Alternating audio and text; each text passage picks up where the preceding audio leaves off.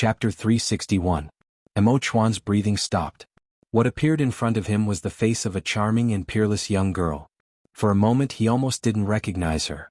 But he quickly calmed down. No matter if she was beautiful or ugly in his eyes, she was all the same. "Emperor, do I look good today?" "Good." He told the truth. He had never seen her this beautiful before. Then, "Do you like me?" She brushed a strand of hair across his cheek as she spoke in a soft voice. It was as if a small hand was gently tickling his heart. His heart beat faster and faster with each passing moment. The her in front of him was no longer the clever her from before. Every frown and smile of hers was enough to captivate his soul, filled with charm and allure. It melted the ice mountain in his heart. Of course I like her. But he tightly pursed his thin lips and only stared at her with those deep and dark eyes.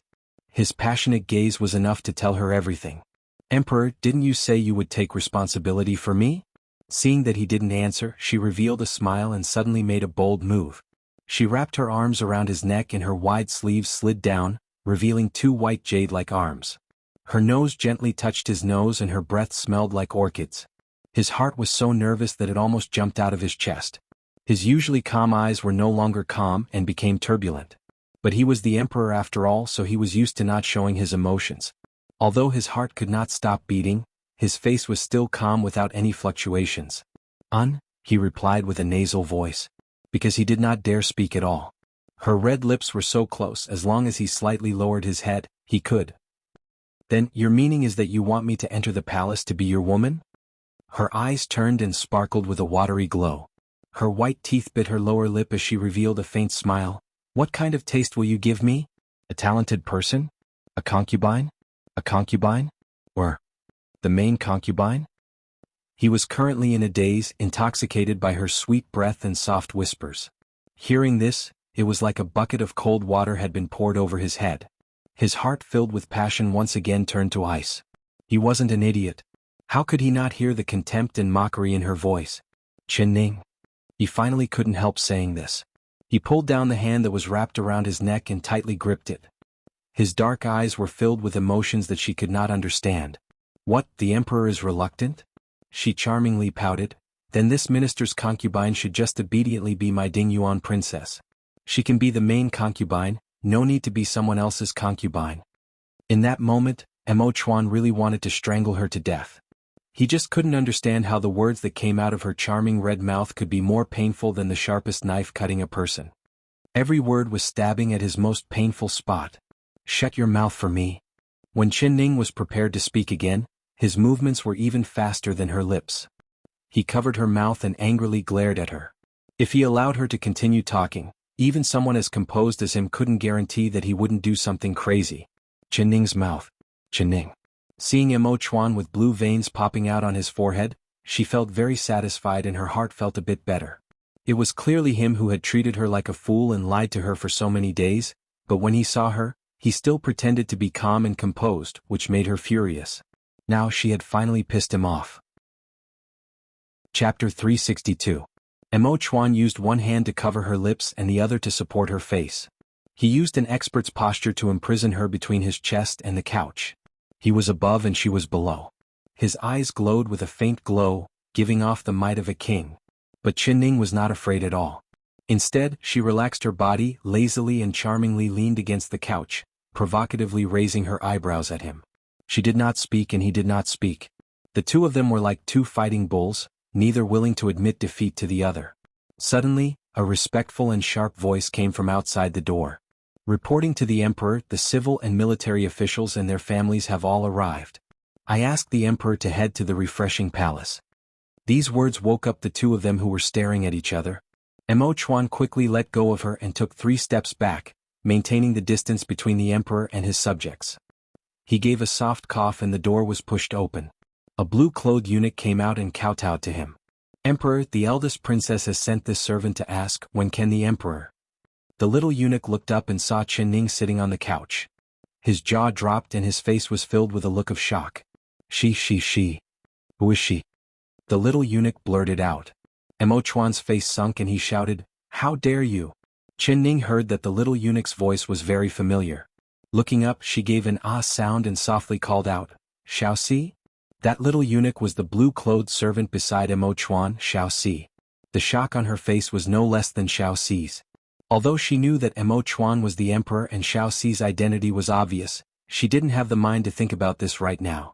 So seeing Xiao Si dressed as a little eunuch, she was shocked. You know me? Xiao Si's face was filled with confusion. He had seen Chen Ning's appearance after changing her appearance. Her face was waxy yellow, looking very normal, but the red-clothed girl on the couch was as beautiful as a fairy. How could he think of the two of them together? I don't know you. Thinking that this fox Xiao Si was the same as his master, jackals of the same tribe, Chen Ning curled her lips and turned her head, not looking at him anymore. Her heart felt strange as she suddenly thought of Xiao Ru. She didn't know what that stupid girl would do if she found out that the fox Xiao Si was actually a eunuch. Xiao Si scram. Mo Chuan suddenly angrily said. He saw Xiao Si's eyes staring right at her, not even blinking. His heart filled with anger. Even if he was a eunuch, it was not okay. Even if he was a eunuch, it was not okay. His heart was filled with waves. He stared at Chen Ning and his mind was thinking, this girl is really beautiful, who is she? The emperor had never been close to women, so how could there suddenly be a beautiful girl in the imperial study? Oh, His Majesty's expression doesn't look right, as if he's angry from embarrassment. Is he blaming me for disturbing his good time? Also, this young lady has a beautiful blush on her face and her new bright red robe is actually full of wrinkles. She is also sitting on His Majesty's dragon couch. TSK, between these two people they are really too patient. Scram. Mo Chuan had an expressionless face as he kicked Xiao Si's butt, interrupting his wild thoughts. Yes, this servant will immediately scram. Xiao Si finally realized that he had angered the dragon. He hugged his head and rolled out the door. Chapter 363. Xiao Si immediately hugged his head and rolled back. With familiar movements, he kneeled down at Mo Chuan's feet and respectfully said, "What other orders does the emperor have?" "Bring her a new set of clothes," Mo Chuan coldly ordered. He had clearly noticed that Chen Ning's clothes were disheveled. That high-quality palace robe was soft and smooth, but it was wrinkled with a single touch. He had forcefully hugged her and pressed her down, leaving evidence of his crimes on her clothes. If she went out like this, she would become the focus of everyone's criticism. Chen Ning did not care at all as she pulled at her wrinkled clothes. She stood up and walked out. "No need, I'm a straightforward person. I'm a bright and open person, there's nothing to hide." Mo Chuan grabbed her arm and kicked the door shut at the same time. "Ning, stop messing around." The ears of little Four, who hadn't gone far, twitched and he too heard these 4 words. He was greatly shocked in his heart. He had followed the emperor for many years, but this was the first time he had heard the emperor speak in this kind of pampering tone. Ninger? Could that be the name of the girl that looked like a fairy? The corners of his mouth suddenly curled up in a wide smile, and his eyes darted back and forth. He remembered what kind of special day today was and instantly revealed an understanding expression. Today was not just a flower-viewing banquet, it was also an auspicious day for the emperor to choose a concubine. The Empress Dowager had already sent down a decree, allowing the ministers to bring their daughters to the banquet. They wanted to choose a suitable girl for the emperor to serve in the palace. Of course, the more girls the emperor liked the better, but they were afraid the emperor wouldn't like them. Speaking of which, the emperor was not young anymore. Even his nephew King Dingyuan had a wife and a concubine. But his harem was filled with maids and maids. He didn't even have a concubine with good taste. Every time the Empress Dowager urged him, the emperor would use the excuse of focusing on the country. So when Xiao Si saw that there was a beautiful girl in the emperor's study and that there was an ambiguous relationship between the two of them, he was overjoyed. Good news. This was truly great news. He had to report this good news to the Empress Dowager. Perhaps the Empress Dowager would be filled with joy after hearing this and her illness would be cured. Xiao Si happily sped up his steps and headed straight for the Empress Dowager's palace. In the royal study, Chen Ning took 2 steps back and curled her lips into a smile as she said, "Ning-er? Doesn't the emperor think this title is a bit inappropriate? You should call this concubine the Dingyuan Princess." "All right, Dingyuan Princess." Mo Chuan's expression turned serious and he returned to his calm face. He had his hands behind his back and his figure, which was wearing a dragon robe, exuded the majesty of an emperor. No one dared to offend him or look at him directly. That pair of bottomless black eyes also restrained all the emotions. When he looked at her again, it was as if he was looking at a stranger, completely unmoved. "The eldest princess said that you want to see this one, for what matter?" His voice was as low as ever, but there wasn't a single trace of emotion in it. Qin Ning looked down and no longer looked at him. That's right, this was right. This was the right way for her to interact with him.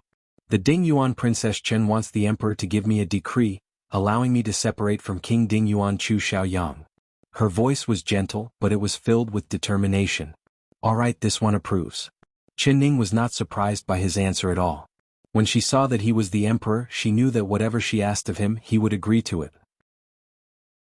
Chapter 364. She gently moved her long eyelashes and still asked, "Why didn't the Emperor ask for the reason and just agreed like this?" "This one doesn't need to ask. As long as you have a request, this one will agree." Mo Chuan deeply looked at her. "This one will go to the banquet first and come after you change your clothes. Before the banquet begins, this one will personally give the order for you to separate from King Dingyuan." He opened the door and walked out with large steps. When Qin Ning looked up, the corner of his bright yellow robe had just disappeared behind a lush tree. She bit her lips, unable to describe the feeling in her heart. The freedom she wanted, he would soon give it to her as the Emperor, but why couldn't she feel any excitement or happiness? Was the separation for her? Or was it for himself? Did he think that after her separation she would be able to enter the palace to accompany him? He was dreaming. Qin Ning suddenly stomped her foot. She would never step into this golden cage-like palace in her life. She would never become the Emperor's woman. The Emperor has arrived. Accompanied by the eunuch's clear voice, the entire hall of coolness instantly became silent. The ministers and womenfolk who were chatting and flattering each other all stood up solemnly and bowed to the bright yellow figure who had just entered the hall. Greetings to the Emperor. The respectful voices of the courtiers were mingled with the delicate, guttural voices of the young girls. Mo Chuan had a jade crown on his head and a bright dragon robe on his head, but it could not take away his peerless charm. Just looking at him from afar was enough to intoxicate the hearts of young girls. He walked into the hall like he was taking a stroll. His eyes were handsome, looking noble and proud, making it hard for people to look at him. Only when he sat down in front of the dragon throne did he slowly raise his hand. "Rise." His voice was clear, but it was filled with majesty. All the officials knew that although the Emperor was young, he was decisive in his actions, firm and unyielding. No one had ever dared to underestimate the Emperor in the slightest. Everyone took their seats. Many of the ministers began to fawn over the Emperor and fawn on him, praying and congratulating him. Those young girls all had faces filled with shyness as their hearts beat faster, looking at the Emperor with affection. They all knew the reason they came to the palace today. If they were lucky enough to enter the Emperor's eyes, not only would they soar into the sky, with this kind of handsome face, who wouldn't love him? But the Emperor seemed a bit absent-minded. There was no expression on his proud face, only his bottomless black eyes looked out of the hall. He completely ignored the flattery of the ministers. Chu Xiaoyang was also absent-minded like the Emperor. He tightly gripped the wine cup, but he did not bring it to his lips. He did not even see the loquat that Chen Baiyun had peeled for him. Why isn't she not back yet? Didn't she go to the Emperor to ask for a divorce? Where is she? Why is it that His Majesty is here but she is not here? The questions in his mind came one after another. His butt felt like it was on fire and he could no longer sit still. Bang! He slammed the wine glass on the table and the wine splashed everywhere, scaring the people around him. The loquat in Chen Baiyun's hand fell to the ground and rolled a few times. She looked at him with wide eyes. Chu Xiaoyang suddenly stood up. With a wave of his robe, he walked out of the hall. No matter where that woman went, he had to find her and bring her back. "Your Highness, where are you going?" Chen Baiyun called out from behind him, but he acted like he didn't hear her as he walked like he was flying. Chapter 365.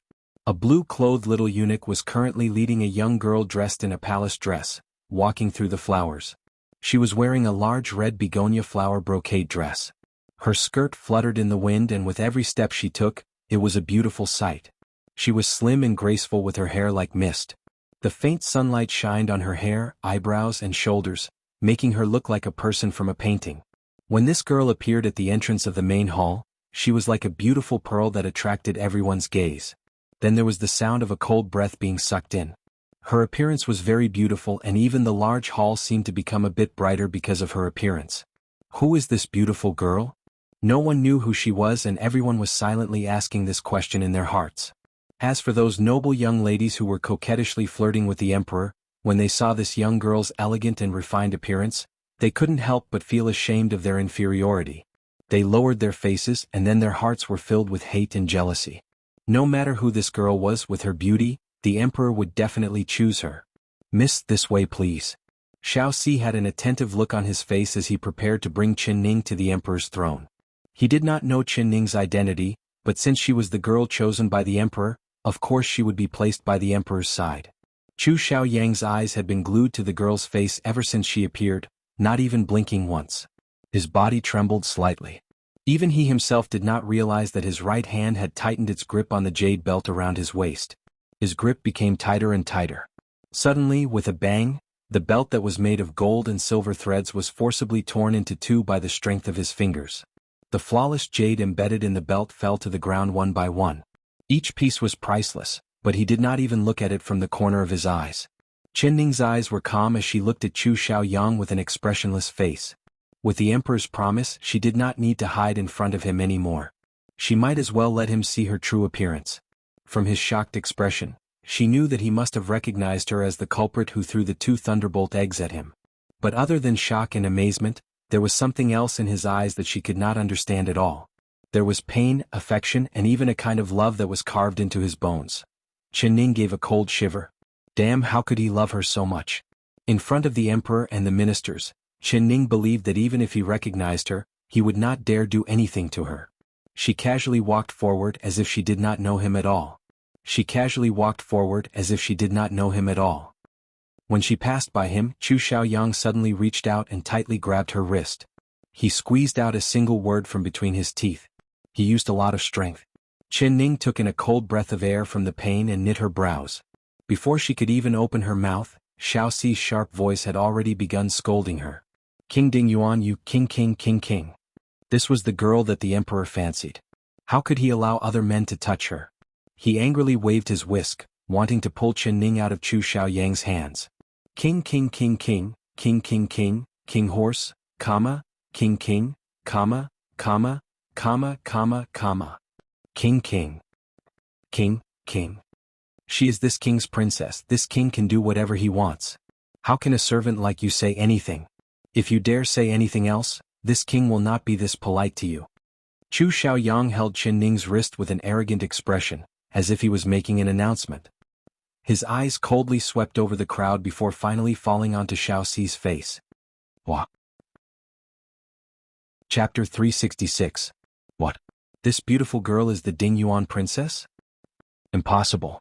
The Ding Yuan princess is clearly an ugly monster. Then who is this girl? It can't be that King Ding Yuan saw her beauty and wanted to marry her as his princess, right?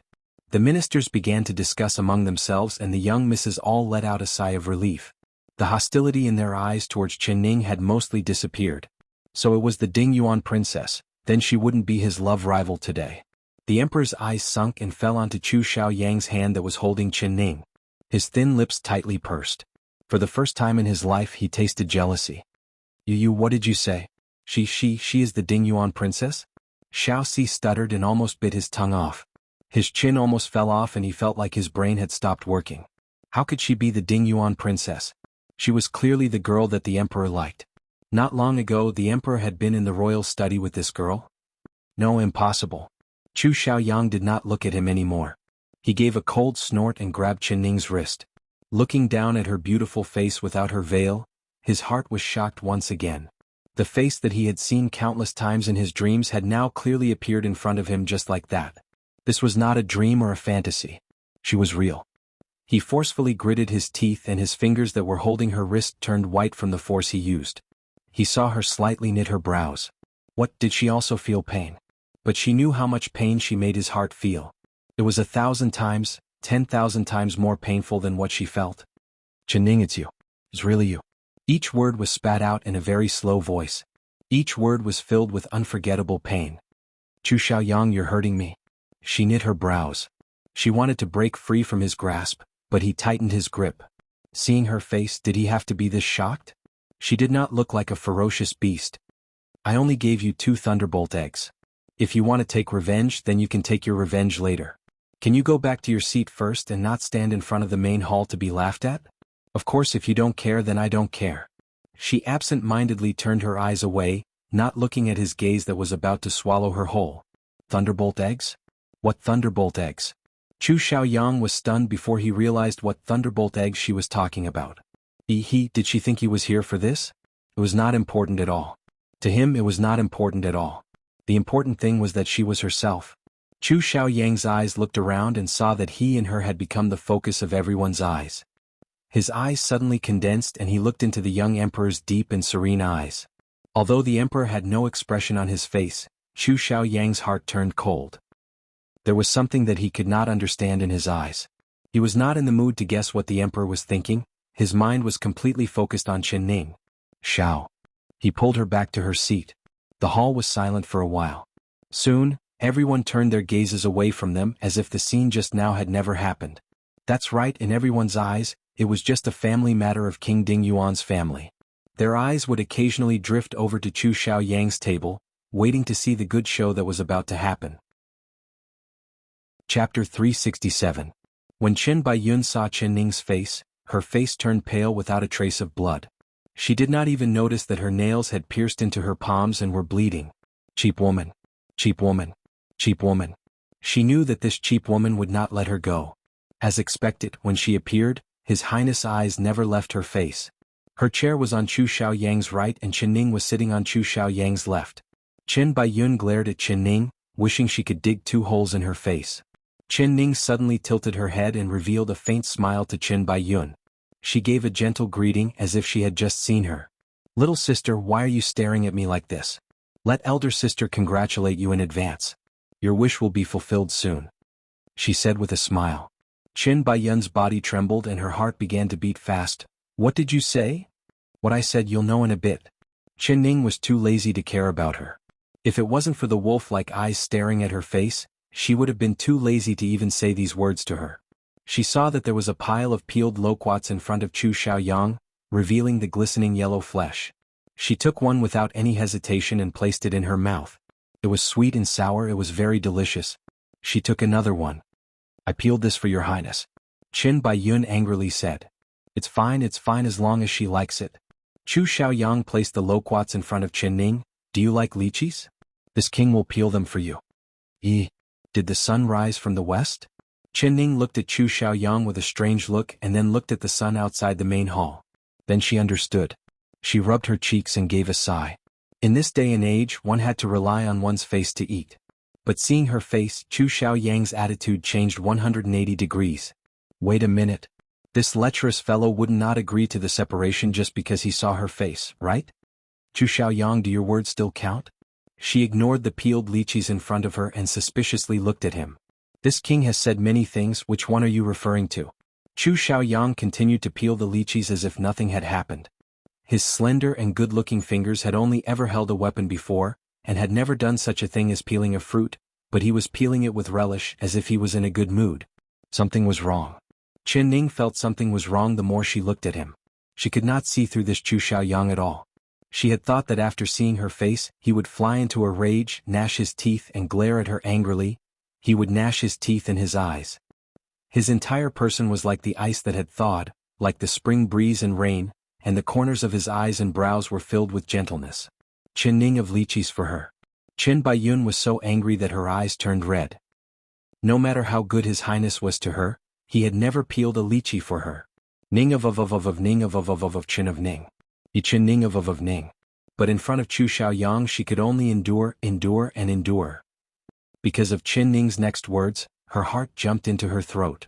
Chu Xiaoyang, you said that as long as I asked the emperor for a separation you would agree. Chen Ning knit her brows. Seeing the completely different Chu Xiaoyang, she began to regret taking off her veil too early to let him see her face. What if he really went back on his words? Chapter 368.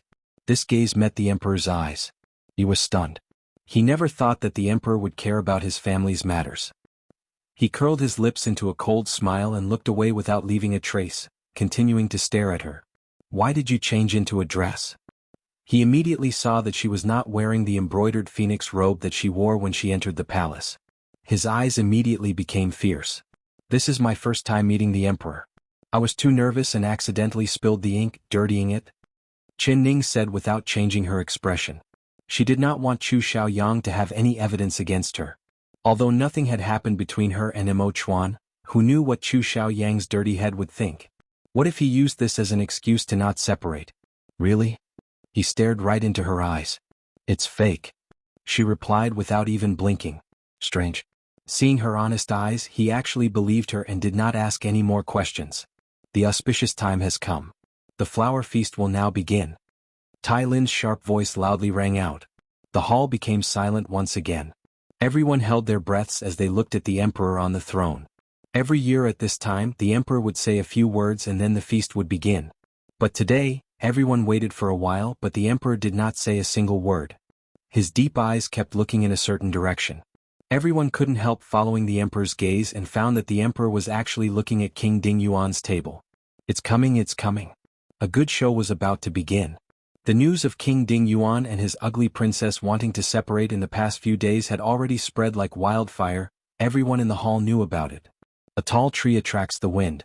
King Ding Yuan, Chu Xiaoyang, showed off his abilities and had a high status. There were many people here who wanted to see him fail and see him make a fool of himself. They were all excitedly waiting for the show to begin. Am I seeing things? I'm actually seeing King Ding Yuan peel fruits for his princess? My eyes seem to be seeing things too. What is going on? Everyone was shocked by the scene in front of them. Not only did they see the arrogant Chu Xiaoyang personally peel lychees for his princess, he even sent it to his princess' lips with a smile, receiving a cold look from his princess.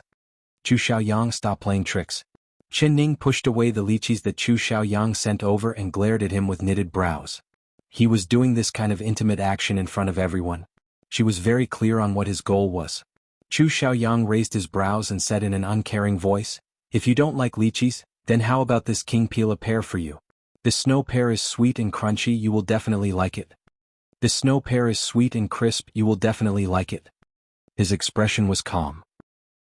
In his eyes there was only Chen Ning.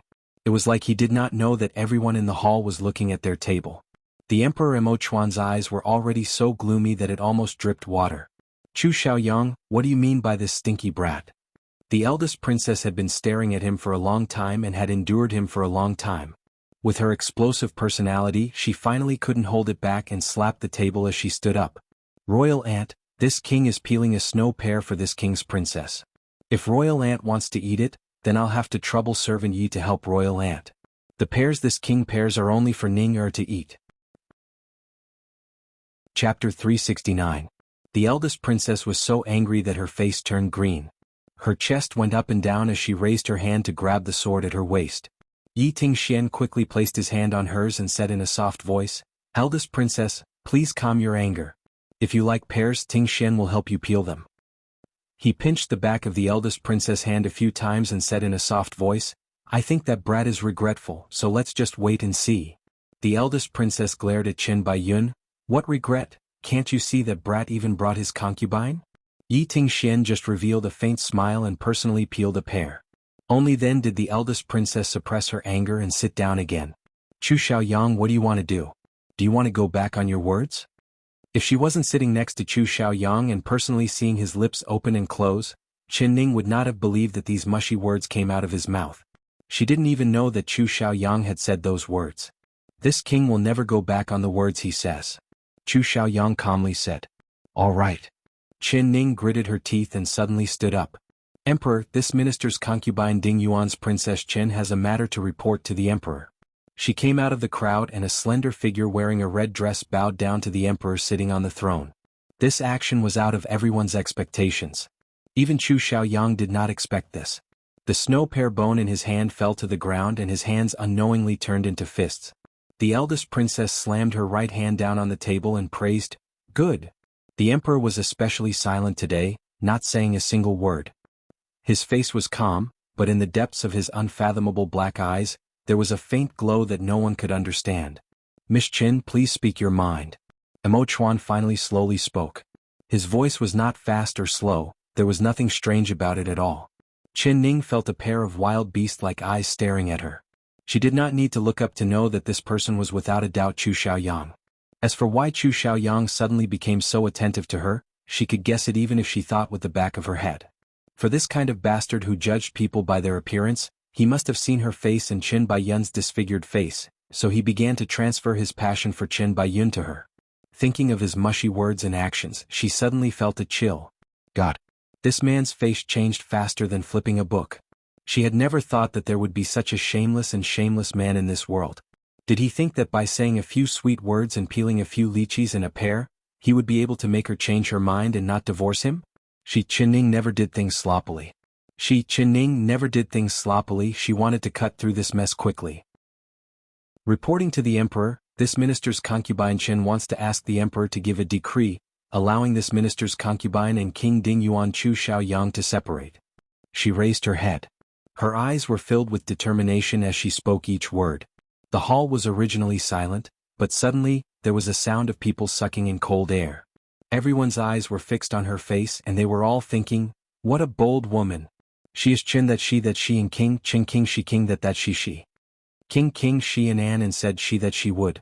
Qin Chu that she he that she that.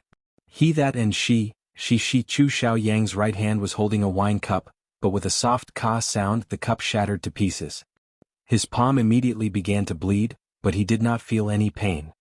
His eyes were like a wounded beast as he stared at Qinning without blinking. Chapter 370. Everyone in the hall held their breaths as they looked at the young emperor sitting on the dragon throne. The emperor's face was very calm. Hearing this shocking news, his brows did not even move at all. His voice was cold as he slowly spoke. Miss Qin, have you thought it through? I've thought it through. I ask for the emperor's permission. Qinning resolutely replied. All right, since it's like this one will immediately give the decree for your separation. Xiao Si, prepare the ink and write the decree. Mo Chuan said word for word. What kind of situation was this? Everyone could not believe their ears. The emperor actually agreed? He agreed. There was no questioning, no censure, no anger, there wasn't even a reason for the separation. Zaizi, the emperor's swift and decisive methods were becoming more and more powerful. Many thanks. Qinning did not even have time to say the word, emperor, before she heard someone loudly say from the side. Wait a minute. It was Chu Xiaoyang. Qinning knit her brows. She knew that he would not give up like this. Everyone looked at Chu Xiaoyang.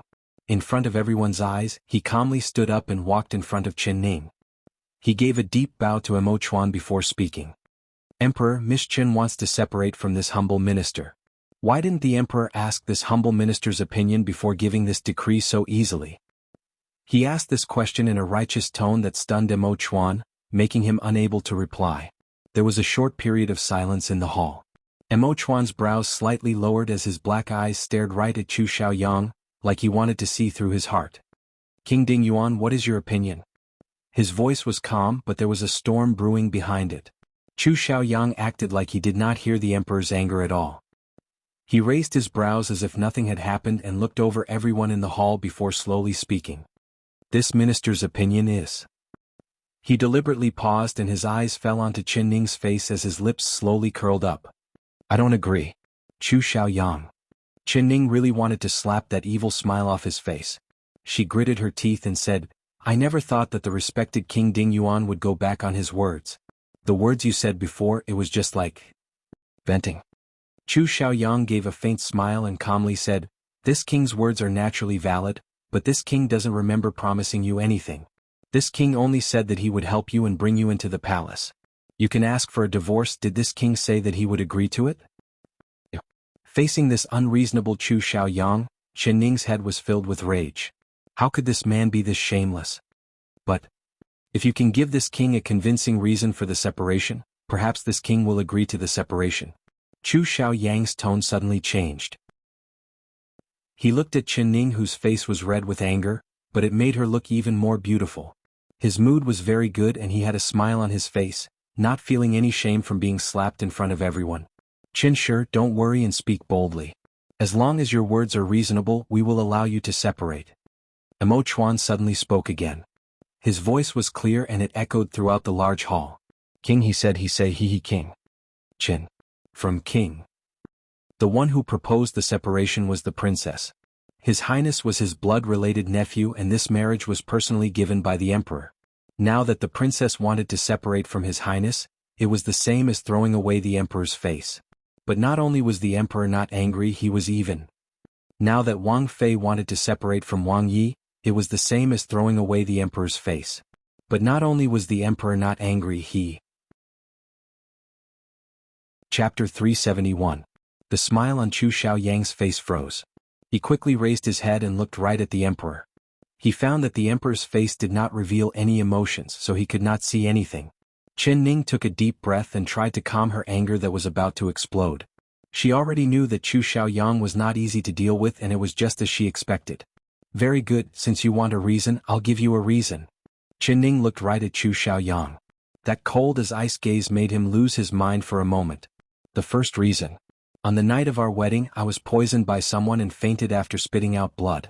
You ignored me, and not only did you not ask for a doctor, you even sent me to the wooden hut to fend for myself. If it wasn't for a coincidence, the current Qin Ning would have already died. The second reason. You and I had an engagement, but before we were married you had an affair with Qin Baiyun and even made her pregnant. After being married for 3 days, I didn't even know if I was alive or dead, but you took her as a concubine. The third reason. After Qin Baiyun married, she tried to harm me several times. I was almost killed by a horse, drowned by water, and exploded by explosives.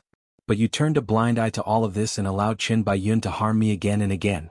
Chu Xiaoyang, are these 3 reasons enough? Her chest was filled with anger. Her words were as smooth as flowing water, like an icy spring hitting a stone. Everyone in the main hall was stunned by her words, including Chu Xiaoyang. The smile on his face disappeared and was replaced with a pale face. His eyes were dark and his lips were tightly pursed, not saying a single word. Qin Ning raised her chin to look at him. Her eyes were filled with stubbornness as she gave a cold laugh in her heart. Since he didn't care about face, then she would expose his shortcomings in front of everyone and slap his face. The crowd in the main hall began to whisper to each other. I never thought that King Ding Yuan would be this heartless. But he's still a king. He's worse than a beggar on the street to his wife. He has such a beautiful face for nothing, but he has such an ugly heart. He's not a thing, and his concubine is even worse. Everyone avoided the emperor's majesty and did not dare speak loudly. But although their voices were small, every word entered Chu Xiaoyang's ears. Although Qin Baiyun was wearing a veil, she could feel the gazes coming at her like arrows, piercing through her veil. Her face turned red and she wished she could bury her head under the table. The eldest princess' apricot eyes popped out, becoming angrier the more she listened.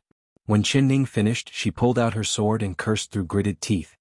Stinky brat, Ning's is your legal princess, but you actually did this shameless thing to her. Stinky brat, Ning is your legal princess and you actually deaded her. You. Today this princess will first kill you, this heartless fellow, and then slaughter that vicious concubine of yours. She charged at Chu Xiaoyang and Yi Tingxian quickly stopped her. Princess, please calm your anger. The emperor will make a decision on this matter. The eldest princess forcefully swung her sword and panted. Her eyes opened wide as she looked at Mo Chuan. Xiao, King she say, she was a Ning to her. King let out the Ning she chens not to her. I ask royal brother to give the decree and allow them to separate. Mo Chuan's slender fingers were placed on the armrest of the dragon throne. His knuckles popped out as he tried to suppress the anger in his heart. His deep black eyes looked right at Chu Xiaoyang. His eyes were filled with hidden waves, but his voice was still calm. Chapter 372. Chu Xiaoyang was silent for a bit before replying. This minister has promised the emperor that I will treat her well for the rest of my life. I will cherish her, love her, and never change my heart. Very good, you still remember. Mo Chuan coldly said, then the 3 reasons the princess gave, are they true? Chu Xiaoyang gritted his teeth and said, they're true. Mo Chuan slowly nodded. Very good. Since it's like this, you've admitted that you betrayed young Miss Chen and broke your promise, so this one has given the decree for you to separate. What else do you have to say? Chu Xiaoyang looked up. He did not avoid the emperor's gaze and instead calmly spoke. This minister still has the same 3 words, I don't agree. His back was straight as his eyes slowly swept over everyone in the hall. He saw that everyone was looking at him with looks of disdain. That gaze that was enough to kill already made Qin Baiyun feel ashamed, but there was no shame on his face at all. Chu Xiaoyang.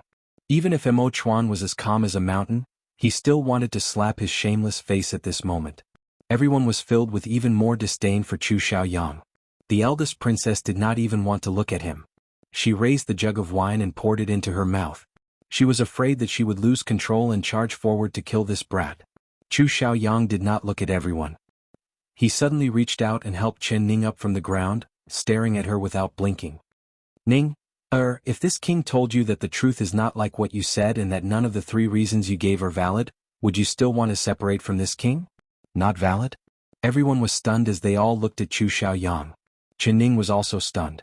Then she reacted and coldly pushed Chu Xiaoyang's hand away. Chu Xiaoyang, you mean that I've wronged you? The person who betrayed you and was heartless wasn't you? She gave a sarcastic smile.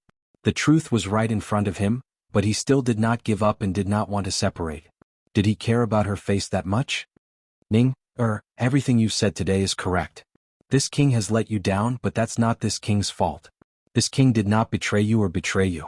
That's because this king didn't know that person was you. Chu Xiaoyang said word for word.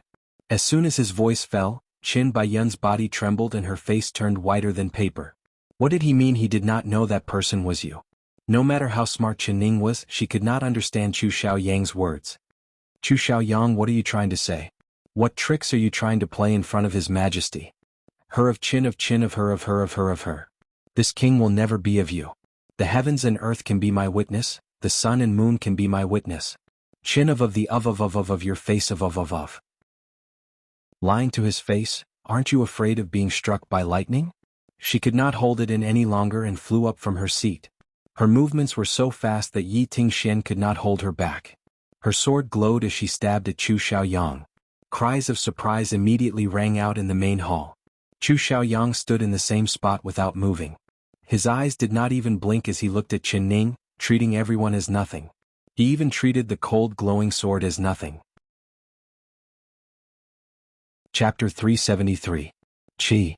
At this critical moment, the eldest princess' wrist trembled and the sword passed through his clothes, leaving a hole in his armpit, but Chu Xiaoyang was not injured at all. Although the eldest princess hated Chu Xiaoyang, he was still her blood-related nephew and their relationship was not shallow.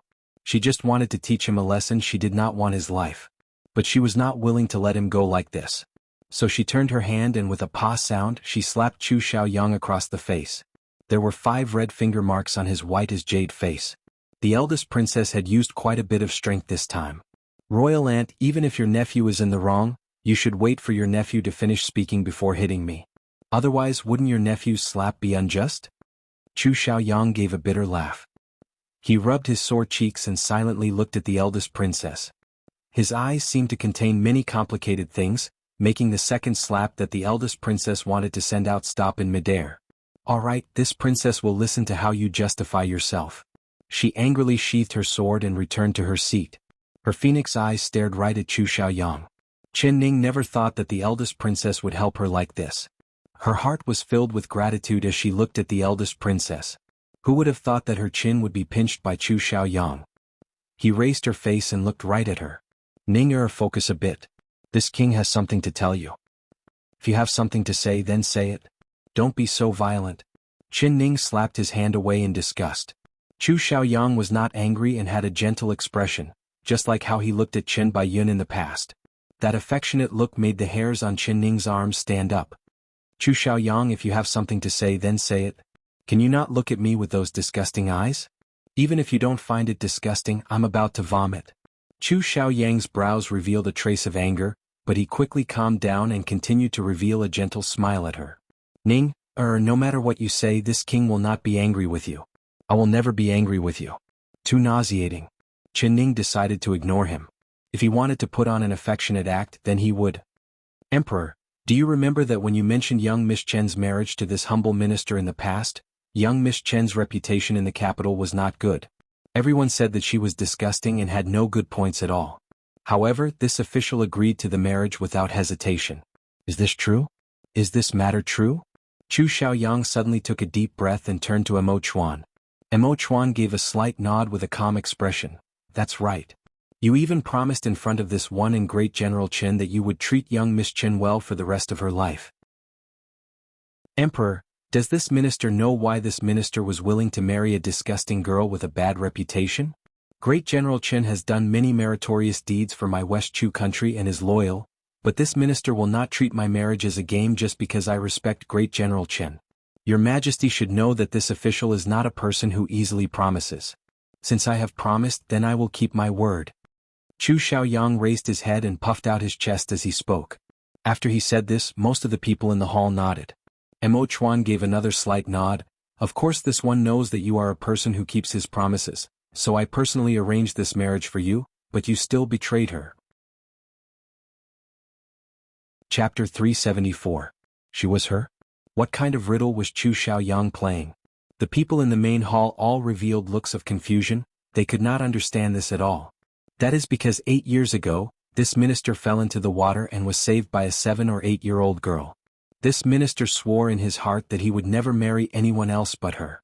Later this minister fainted, and when I woke up she was already gone. This minister asked around and finally found out that she was the country protecting palace's young Miss Chen.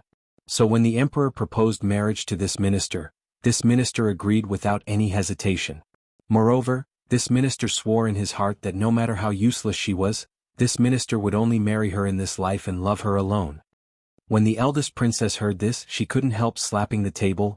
Good, so you had this kind of relationship when you were young. Chu Xiaoyang, you don't know how to repay kindness, you're not worthy of being a human. Chen Ning suspiciously looked at Chu Xiaoyang. She had searched through the memories of the original Chen Ning and found that there was indeed such a thing, but it had been sealed for so long that the original Chen Ning couldn't remember it clearly. Chu Xiaoyang's face was calm. He turned around and only looked at Chen Ning as he spoke. Our wedding was approaching and I wholeheartedly wanted to marry you. Who would have thought that 3 months before the wedding, I would suddenly find out a piece of news? The one who saved me in the past was not you, but rather your blood-related little sister Chen Baiyun. This news was like a heavy blow to my head and I was stunned. I didn't believe it, so I secretly sent many people to investigate, but the results were all the same. It was Chen Baiyun, not you. After I confirmed it, the first thing I did was to go to the palace to ask the emperor to cancel the marriage. Who would have thought that the emperor would righteously scold me, saying that I was going back on my word and chasing me out? At that time I really hated you. I hated you for breaking up my happy marriage. His voice was very calm when he spoke, but Chen Ning's body trembled when she heard this and Chen Baiyun began to tremble. A person can't go back on their words. I still kept my promise and married you, but I won't love you. As long as you don't disturb me and Baiyun, I will give you a good life and let you live in the palace until you grow old. On our wedding night you fainted and spat out blood. I thought you were pretending to be sick to get close to me, so I sent people to send you to the wooden hut. I never thought that 3 days later, when I married Baiyun, you would come to cause trouble at the wedding. From then on, I saw you as a thorn in my side. Baiyun tried to harm you several times, but I purposely ignored her because you had taken my place. If you died, everything would end. The eldest princess wanted to jump up several times when she heard this, but she was stopped by Chu. The hall was so quiet that one could hear a pin drop. Only Chu Xiaoyang's cold voice could be heard. Chen Ning looked at Chu Xiaoyang in a daze. Her eyes sparkled like she had vaguely guessed something. I always thought that the person who saved me was Baiyun, so I always listened to her. You're right, I was always a fool, blind and deaf. Until that day when you saved me in the lake and I saw your face, I finally realized the truth. The person who saved me 8 years ago was not Chen Baiyun, but rather you. Saying this, Chu Xiaoyang's calm voice suddenly became excited as he grabbed Chen Ning's hand. So I've always loved the wrong person. Chen Ning's heart skipped a beat. His hand was burning hot and it was like a flame was burning her heart.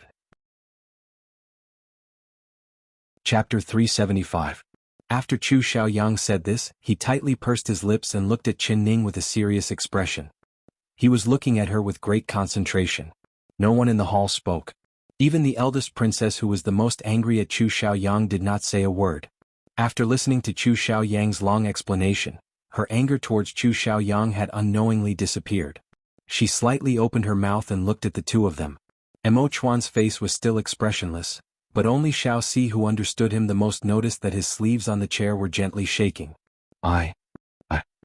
Chen Ning bit her lips, unable to say anything in a daze. She could see from Chu Xiaoyang's eyes and expression that he was not lying. Every word he said was the truth. She never would have thought that the truth would be like this. The young Chen Ning had saved Chu Xiaoyang, and Chu Xiaoyang had sworn to protect Chen Ning for the rest of her life. If it wasn't for Chen Baiyun's substitution, the original Chen Ning would not have died in hatred.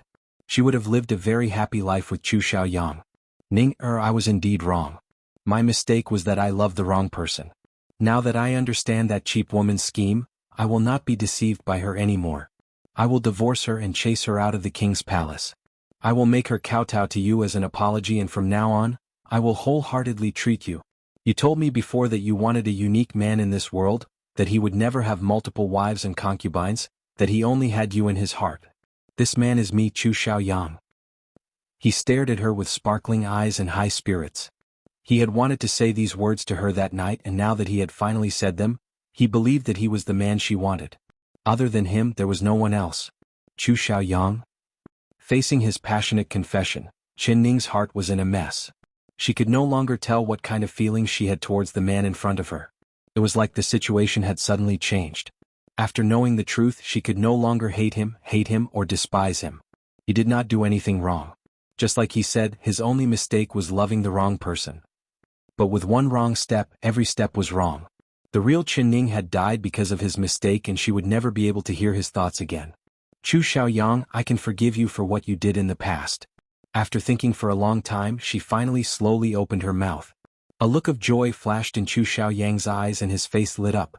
Mo Chuan's eyes were so deep that it seemed like they were about to drip water. But, I still want to separate from you. Qin Ning forcefully pulled her hand back and raised her chin, revealing a determined expression.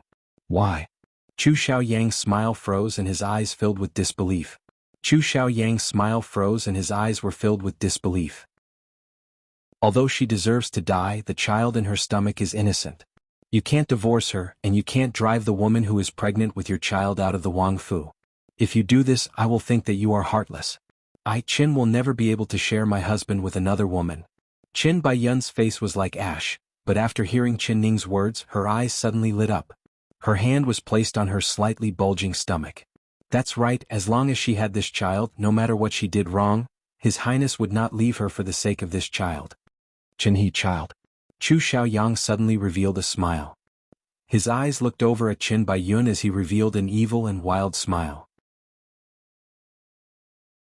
Chapter 376. What? Chu Xiaoyang's words were like a giant stone, creating 1,000 ripples. There was a buzzing sound of disbelief in the hall. Your Highness, you can wrongly accuse Yun'er of anything else, but the child in Yun'er's stomach is yours, this is the truth.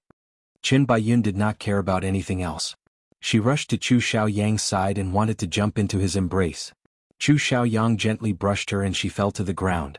Covering her face, she began to cry out in pain, feeling heartbroken.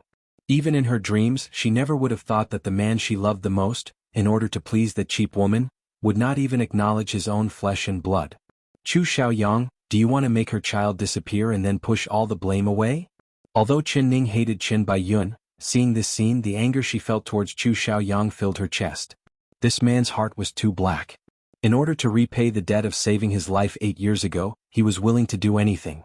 Now he was even denying the child in Qin Baiyun's stomach. The child in her stomach has nothing to do with me, Chu Xiaoyang. I, Chu Xiaoyang, dare to swear to the heavens that I have never touched her. Not before and not after marriage. Chu Xiaoyang firmly said. When Qin Baiyun heard this, she began to cry even louder. She sobbed as she said, Your Highness, if you have never touched Yun'er, then whose child does Yun'er's stomach belong to? On that night 4 months ago, Your Highness was drunk and entered Yun'er's room. Yun'er wanted to give you a bowl of hangover soup, but you suddenly pushed Yun'er onto the bed and then… Woo woo woo. She choked with sobs and couldn't continue. But everyone understood what was going on. They all revealed a look of understanding and looked at Chu Xiaoyang with a look of disdain. So it was a drunken act. Chu Xiaoyang just gave a cold laugh. He did not even look at Qin Baiyun kneeling at his feet, revealing a look of disgust. Qin Baiyun suddenly looked up at the high-up emperor. Emperor, this minister's concubine also dares to swear to the heavens that I have not said a single lie. If this minister's concubine is lying, then may this minister's concubine be struck by lightning and the child I give birth to will also. Chu Xiaoyang suddenly cut her off. Qin Baiyun, you can say random things but you can't make random vows. Especially don't use the child in your stomach to swear, otherwise you will regret it. Emperor, this minister's concubine is not lying. The child in this minister's concubine's stomach is King Ding Yuan's. Qin Baiyun's hair was a mess and her eyes were red as she shouted out. Qin's concubine. Xiaoyang looked down from above and coldly looked at her. Is the truth really like what you said? For months ago, it was your wet nurse who came to report to me that you were the one who saved this king. This king was careless for a moment and actually believed her nonsense. Thus, I drowned my sorrows in wine, but I never expected that the wine would be drugged. Then you appeared. Your appearance was somewhat similar to Ning Er's. This king really thought that it was you, and with the effects of the drug, I nearly couldn't control myself and made a huge mistake. But at the last moment, this king's mind suddenly sobered up, so I pushed you away and jumped through the window. This king didn't touch you from the beginning to the end. Chin chin chin chin, chin chin chin chin chin chin chin, chin chin chin chin chin. Baiyun was stunned. She looked at Chu Xiaoyang in a daze and muttered as she shook her head. Qin Baiyun was stunned. She looked at Chu Xiaoyang in a daze and muttered while shaking her head. Chapter 377. You're about to die and you still want to accuse this king. Qin Baiyun, there is actually a girl as shameless as you in this world. In order to marry this king, you even used this kind of method. You really are shameless. Chu Xiaoyang's face turned livid as he angrily glared at Qin Baiyun. Your Highness Yun really isn't lying. Yun has always admired your Highness. How could I have an affair with another man? That night Yun saw it clearly. It was you. If your Highness wants to wrongly accuse Yun is willing to die to prove my innocence. Qin Baiyun cried as she crawled up from the ground, slamming her head into a nearby pillar. Very good, then you can go die. Chu Xiaoyang's lips curled into an indifferent cold smile, not even looking at Qin Baiyun from the corner of his eyes. Nonsense. It's all nonsense. The silent Mo Chuan suddenly spoke up. With a flick of his finger, a chopstick flew out and hit Qin Baiyun's knee. She fell to the ground and began to cry in sorrow. King Ding Yuan, Qin Baiyun insists that the child is yours, but you insist that it isn't. Since you know that the child in her stomach isn't yours, why do you want to marry a girl who has lost her virginity and is pregnant with someone else's child? Mo Chuan asked in a deep voice. Good question. Everyone gave out praises in their hearts before looking at Chu Xiaoyang. Chu Xiaoyang was silent for a bit before slowly looking up. His lips curled into a sarcastic smile. Because I don't care. Whether she has lost her virginity or is pregnant with someone else's child, I don't care at all. I only care about her. As long as I can marry her, so what if she has someone else's child? I will still treat her well, pamper her, love her, but I never thought that all of this would be a giant joke. I never thought that I, Chu Xiaoyang, would be deceived by others one day. I'm actually like a blind, deaf, and stupid person, pampering an enemy to the extreme, but treating the woman I love the most as an enemy. Ridiculous, truly ridiculous. He was clearly smiling, but his eyes unknowingly became wet. He proudly and stubbornly raised his head, looking up at the sky, not allowing the tears from the corner of his eyes to fall. The hall was silent. No one spoke. Chu Xiaoyang's words gave them a heavy shock. Had King Ding Yuan gone crazy? He actually loved a woman to such an extent. Tiske, as expected, if he wasn't crazy then he was stupid. Many people shook their heads in disapproval. There were also many people who could not help but give him a thumbs up in their hearts. The young girls all looked at Chu Xiaoyang with gazes filled with adoration. This kind of man was worth entrusting their lives to. Why wasn't she the lucky girl he loved? Eldest Princess Enlu was extremely disappointed in Chu Xiaoyang, but now she was moved to tears and her heart softened. Xiaoyang, it's all Auntie's fault. I misunderstood you and slapped you just now. Don't be angry at Auntie. Does it still hurt? Full of regret and guilt, she stepped forward and touched the swollen finger mark that she had hit. Chu Xiaoyang took a deep breath and calmed his surging heart. He shook his head at the eldest princess with a faint smile. Royal aunt's slap is good. This nephew has eyes but cannot see, loving the wrong person. This nephew deserves royal aunt's lesson. This nephew's face does not hurt, but this place is very painful. If Ning still does not forgive this nephew and insists on separating, then this nephew will die of heartache. Chapter 378. This change was out of everyone's expectations, including Qin Ning. She never would have thought that the Chu Xiaoyang she looked down on would be this kind of passionate man. He could be called a love saint. Just to repay the grace of saving his life 8 years ago, he didn't even remember the other party's appearance, but he loved a woman to the point of not caring about anything else? But she did not believe it. Perhaps there was a love saint like this in this world, but it definitely would not be Chu Xiaoyang. As for why he had to put on this kind of emotional show in front of everyone, there was only one reason. It was because he did not want to separate and he would not let go of her. The more emotional he acted, the more disgusted she became. His handsome and affectionate appearance only made her feel disgusted. Ning, now that all the misunderstandings have been solved, the person in Xiao Yang's heart has always been you. He only mistook you for that cheap servant Chen Baiyun, so can you forgive him? He will definitely make up for his past mistakes and treat you like a treasure. If you're still angry at him, this princess will immediately make him kowtow to you as an apology. The eldest princess had completely changed sides and had wholeheartedly become Chu Xiaoyang's lobbyist. Ning, as long as you're willing to forgive me, I'm willing to kneel down to you in front of everyone. Chu Xiaoyang suddenly said in a clear voice. Wang. The main hall was filled with an uproar. A respected king was actually going to kneel down to a woman in front of everyone? Did they hear wrong? If he knelt down, would he be able to raise his head in front of everyone in the future? It seemed like this King Ding Yuan really loved his princess to the extreme.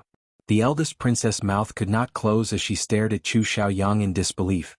She had just casually said it, but she never thought that Chu Xiaoyang would really kneel. Too touching. Too affectionate. She suddenly forcefully patted Chu Xiaoyang's shoulder and praised, "Good brat, your aunt really did not love you for nothing. You really suit this princess' taste. Haven't you always wanted this princess's good sword? I'll give it to you." She took off the dragon spring sword from her waist and gave it to Chu Xiaoyang. Chu Xiaoyang did not take it and looked at Chen Ning with a faint smile. Compared to Ning, nothing in this world is precious. Ning, if you don't say anything, I'll treat it as you agreeing. After I kneel, we'll get back together, alright? His expression and voice were so gentle that the hearts of the girls in the hall bloomed with peach blossoms. They believed that no one in this world would reject this kind of gentleness and love. In that instant, Chen Ning felt her heart violently tremble, especially when she looked into his eyes. She had never seen such deep affection and gentleness in his eyes. He had always been arrogant and rude, but he was willing to kneel down and admit his wrongs in front of the emperor and all the civil and military officials of the court. This kind of humility, if he didn't love her to the extreme, how could he do it? Should she believe in him? Should she believe him? Her mind, which had always been calm and clear, suddenly became confused. If he was really acting, then his acting was too good and too realistic. Even she couldn't tell if it was real or not. Chen Ning forcefully bit her lips, not saying a single word. Her heart was a mess and so was her mind. She could only stare at him in a daze. Then she saw his tall and slender body slowly shrink in front of her. Chapter 379. The hall once again filled with an incredible wung-wung sound. On the throne, Mo Chuan's eyes were still dark and he did not say a word. Only when he saw this scene, the light in his eyes instantly dimmed and his knuckles on the throne turned white. Ning, forget my past mistakes. From now on, I, Chu Xiaoyang, swear that you will be the only woman in my life and I will never let you down. Chu Xiaoyang kneeled in front of Chen Ning and looked up.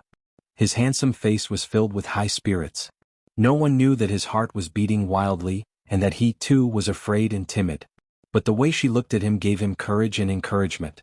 She did not reject him, so did that mean that he was in her heart? Chen Ning felt like she was in a dream. It was very unreal. If what Chu Xiaoyang said was true, then wouldn't the separation she wanted with all her heart become a joke? But no matter how he treated her, the person she loved was not him.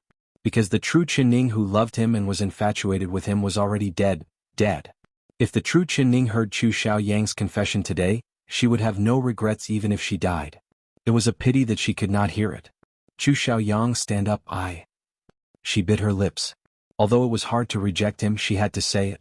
She did not want to lie to him, whether it was true or not. She had to personally tell him in front of everyone that she did not love him. Ning, you don't need to say anything, I understand. Chu Xiaoyang suddenly stood up and interrupted her with a smile. His face was glowing and his smile made his handsome face even more radiant.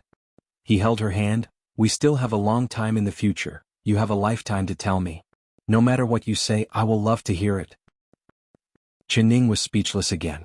Did this man need to be this confident and conceited? Her heart slowly sank because she knew that she had wasted her time coming to the palace today. Now everyone was standing on Chu Xiaoyang's side and even the eldest princess who supported her was moved by Chu Xiaoyang. Then what about the emperor? She suddenly did not dare look up at Mo Chuan's expression. We still have a long time in the future. When Chen Baiyun, who had been forgotten by everyone, heard this familiar sentence, her body suddenly trembled.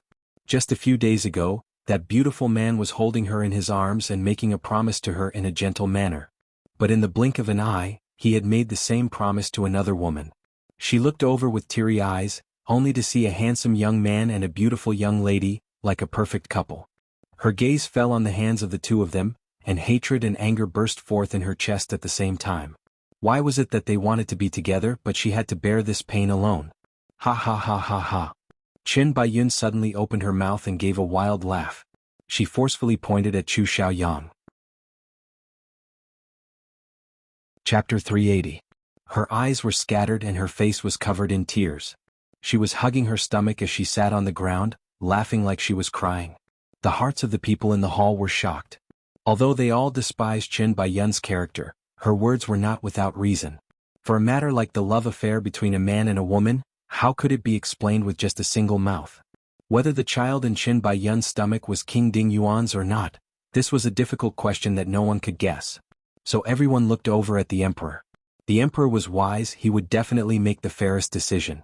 Mo Chuan's brows slightly knit, but his heart could not make a decision. Chu Xiaoyang had made a solemn vow and Qin Baiyun was certain. The two of them did not seem like they were lying, but there was indeed a child in Qin Baiyun's stomach. Ding Yuan princess. He suddenly spoke up and looked at Qin Ning. Between the two of them, who do you believe? Qin Ning was also thinking about this question. If she analyzed it from his micro-expressions and actions, Chu Xiaoyang was not lying, but Qin Baiyun's heart-tearing pain came from the bottom of her heart. Ning, say you believe me.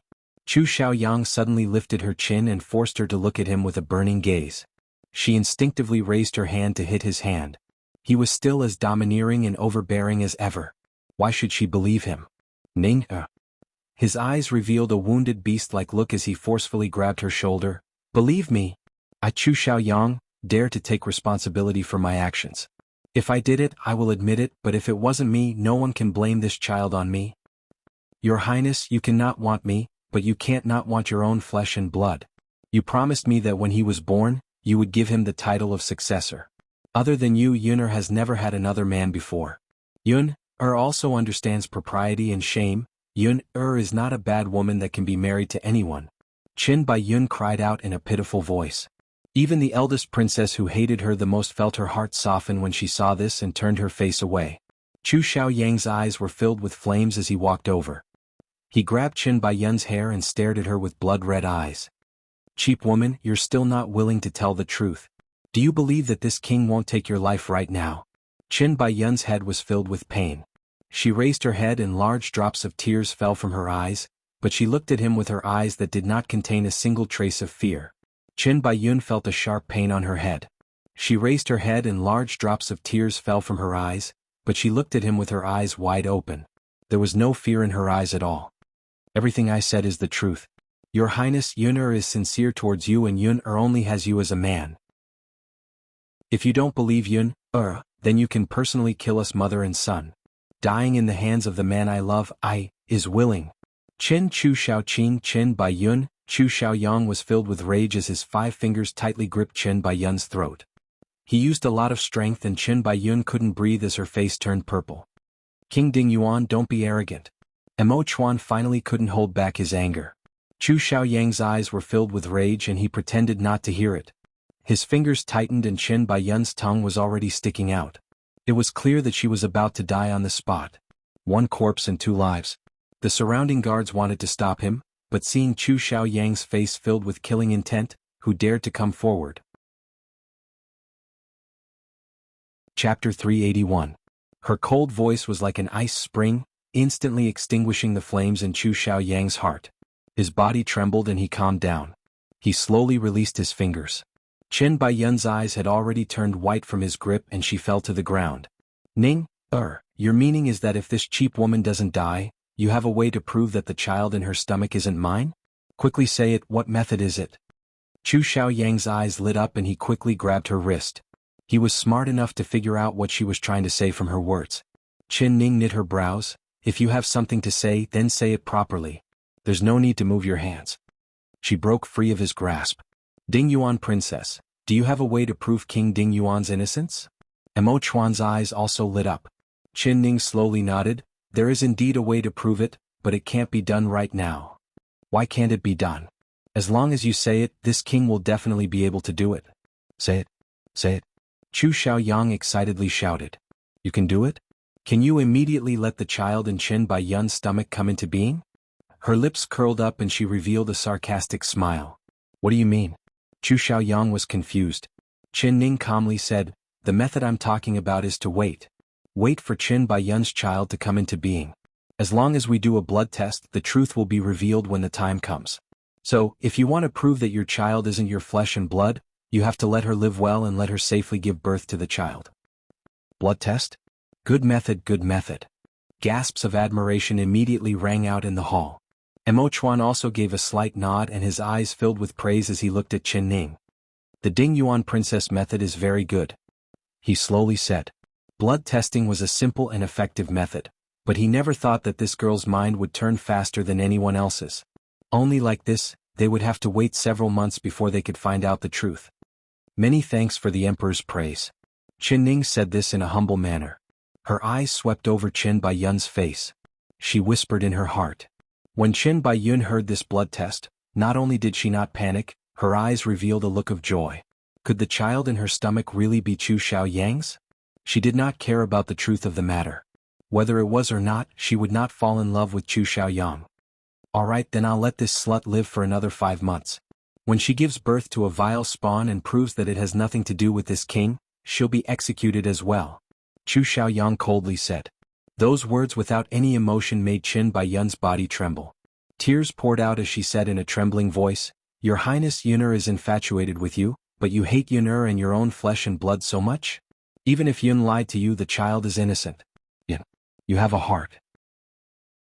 You have Yun and your own son. Qin said, Yun, Ning, Qin. Chu Xiaoyang did not even look at Qin Baiyun as he pulled Qin Ning's hand. Ning. Qin Ning took a step back and dodged his touch. She looked down and said, Your Highness, please respect yourself. Before the truth is revealed, it's best if we keep our distance. Alright, I'll listen to you. I'll listen to whatever you say. Chu Xiaoyang was not angry. Rather he raised his brows and said, When the truth is revealed, you'll be willing to throw yourself into my embrace. Ning, I'm willing to wait. Nauseating. Qin Ning stroked the hairs on her arm and rolled her eyes at him. Chapter 382. Emperor, this minister's concubine still has a request. Qin Ning came forward and bowed down to Mo Chuan. Speak. Mo Chuan looked down at the red figure in the center of the hall. His eyes were complicated and his heart was filled with mixed feelings. She was only a few steps away from him, but he knew that she was already out of his reach.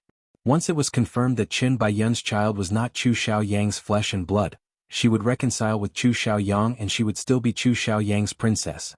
She would not have a reason to separate. He closed his eyes.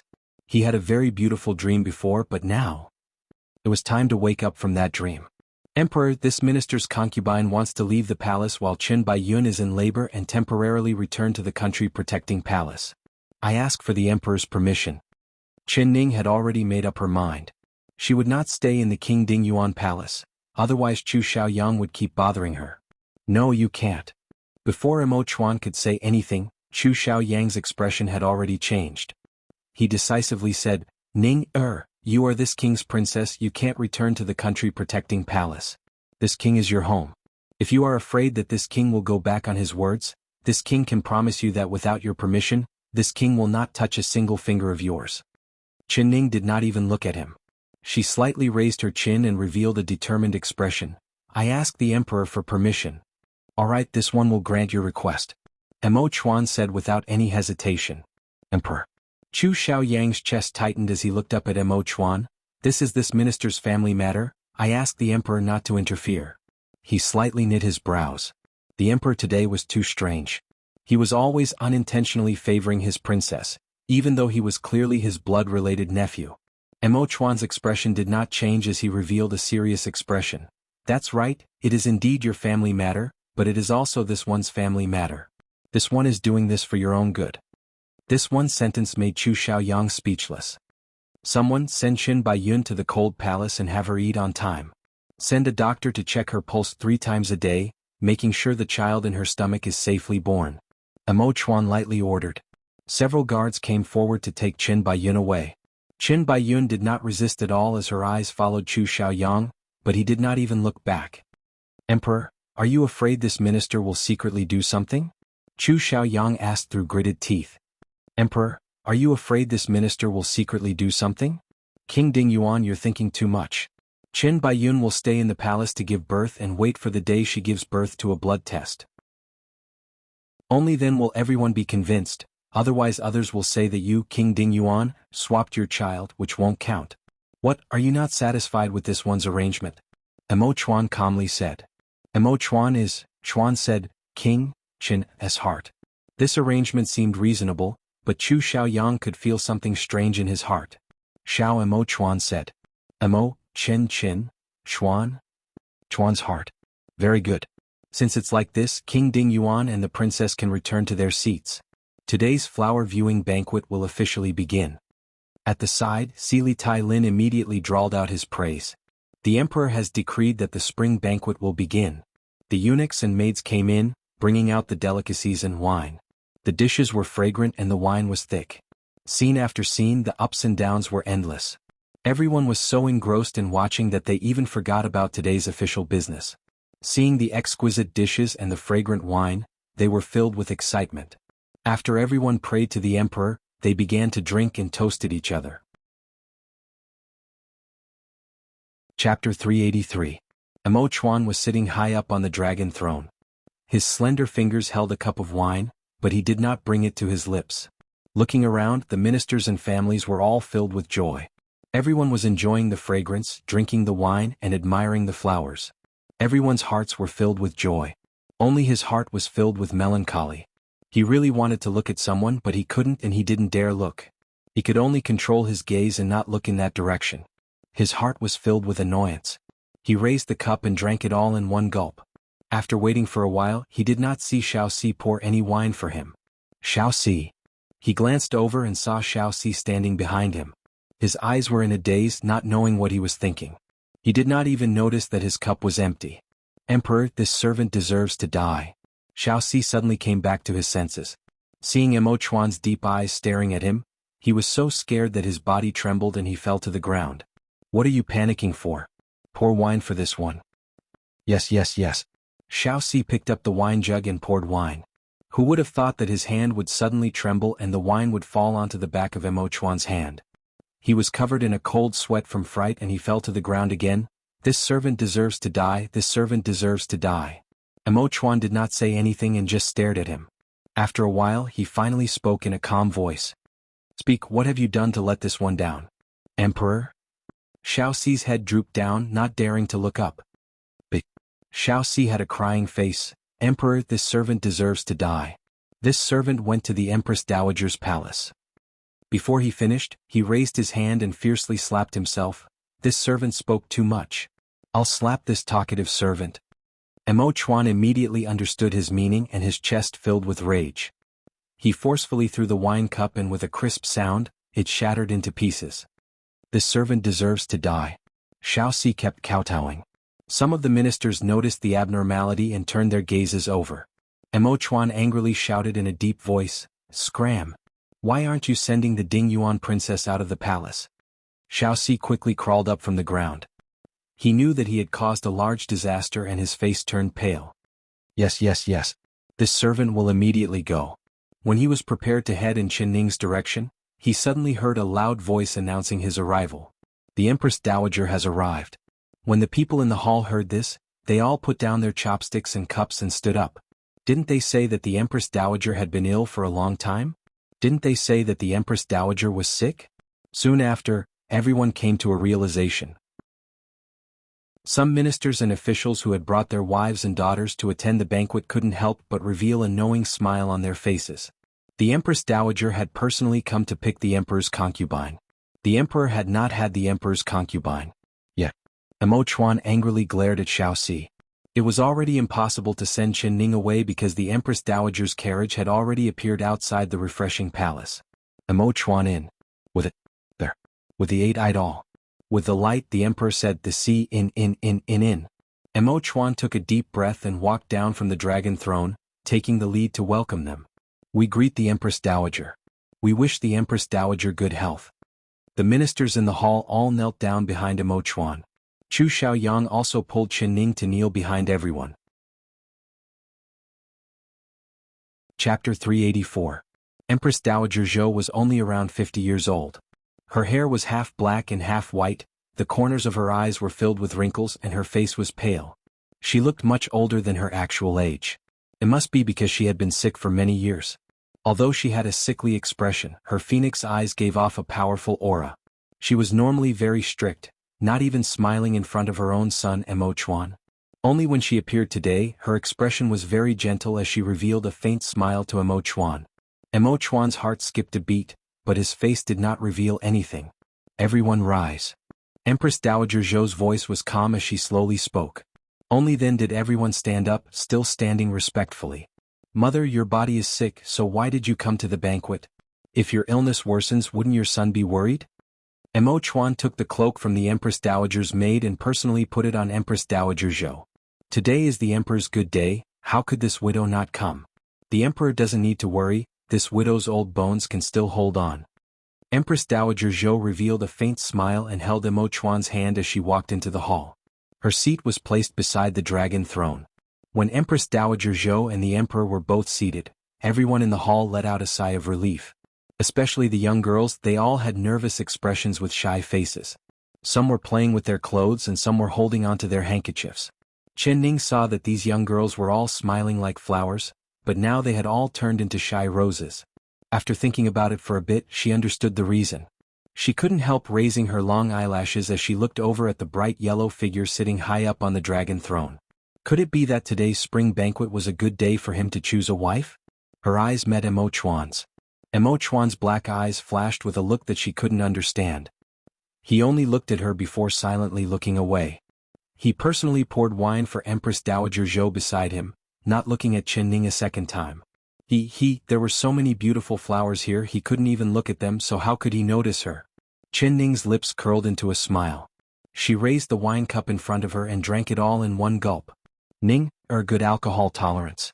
I couldn't tell that you liked drinking, how about we compete? The eldest princess was sitting beside her. Seeing her drink so freely, she excitedly looked for her to compete. She was in high spirits today, especially after seeing the misunderstanding between Chu Xiaoyang and Chen Ning disappear. Although she saw that Chen Ning was still coldly ignoring Chu Xiaoyang, she thought that there would be a long time in the future. After all, Chu Xiaoyang had deeply hurt her heart. In the future, the two of them would be deeply in love and a harmonious couple, just like her and Yi Tingxian. Ning old Yi. Alright, since the eldest princess wants it, I will of Ning's Yi. Eldest Ning, Ning's old I Ning's, Chu, and of Ling old Chen. Chu, of Chu Chen. Ning. His face of Chen Ning's face instantly sunk. Chu Xiaoyang, what do you mean? With him by her side, she didn't even feel happy drinking. This king is only feeling sorry for you, afraid that you'll get drunk. Although this wine is delicious, drinking too much is bad for your body. Ning, this is a fruit from the other side, it's sweet and juicy. Try it, do you like it? Chu Xiaoyang cut open a yellow melon and the sweet fragrance filled the air. He personally placed it by Chen Ning's lips. When the eldest princess saw this, she couldn't help looking at Yi Tingxian and giving a snort. Chapter 385. Chen Ning's heart suddenly skipped a beat. She looked down and absent-mindedly took the melon Chu Xiaoyang handed over and took a bite. Only although the melon was sweet, when she ate it, there was a faint bitter taste to it. Chu Xiaoyang was surprised and happy. She actually did not reject it.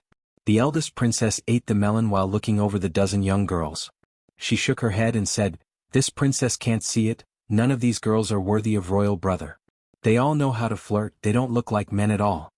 Yi Tingxian gave a rare laugh. "Eldest princess, this is choosing a concubine for the emperor, not choosing a general to fight on the battlefield. But even if it's a girl, they have to be straightforward. Ning is also a girl, but she doesn't act pretentious at all. I can see that royal brother doesn't like any of these girls. The Ding Yuan princess is the daughter of a general, naturally she is different from the other girls. Then again, the eldest princess doesn't like pretentious girls, but the emperor doesn't like them either." Yi Tingxian shook his head with a smile. This princess and royal brother grew up together. What this princess likes, royal brother will like. What this princess doesn't like, royal brother will definitely not like. The eldest princess said in a confident voice. Chu Xiaoyang's ears perked up and he suddenly said, "Then according to royal aunt's meaning, if you like Ning, will the emperor also like Ning? The eldest princess said without hesitation, "Of course. If he doesn't like her, why would he?" "Wu Tingxian, what are you doing?" Her mouth was suddenly stuffed with a large piece of melon by Yi Tingxian. "Eldest princess, you've drunk too much wine, so you should eat some more to sober yourself up. Don't lose your manners in front of the Empress Dowager and the Emperor. If you're drunk, this prince consort can't carry you." Yi Tingxian revealed a gentle smile as he changed the topic. "What a joke, this princess only drank a cup of wine, how could I be drunk? You're laughing at this princess' alcohol tolerance? Do you dare to compete with this princess in drinking? If you're drunk, this princess will carry you back to the palace. All right, let's compete." Yi Tingxian and the eldest princess drank cup after cup of wine, not mentioning the word emperor again. But the eldest princess didn't mean it, but the listener heard it. That sentence was like a thorn stabbing into Chu Xiaoyang's heart. He looked up at the emperor on the dragon throne. Emo Chuan was currently talking to Empress Dowager Zhou. He didn't know what the mother and son were talking about, but they had smiles on their faces. Emo Chuan didn't even look in his direction. But he still felt that something was wrong. Today his uncle Emperor's behavior was different from usual, especially when Qinning brought up the separation. Although the emperor was expressionless like usual, when Chu Xiaoyang thought back to that time, he could think of something different. The emperor had always stood on her side, whether intentionally or not, as if he could not wait for them to separate. What? Chu Xiaoyang picked up the cup of wine in front of him and slowly brought it to his lips, but he did not drink it. There was a faint fragrance on the wine cup and he brought it to his nose to sniff it. Out of the corner of his eyes, he looked at her. Her starry eyes were slightly lowered, covering her dazzling eyes. She seemed to be indifferent to everything and didn't even look at him. He had already cut open his heart and placed it in front of her, but she was still so indifferent. When she went to see the emperor, she was clearly wearing a veil and a bright red phoenix dress, but when she came back, she had taken off her veil and changed into a red begonia flower dress. When she went to see the emperor, she was clearly wearing a veil and a bright red embroidered lawn robe, but when she came back, she took off her veil and changed into a red begonia flower embroidered dress.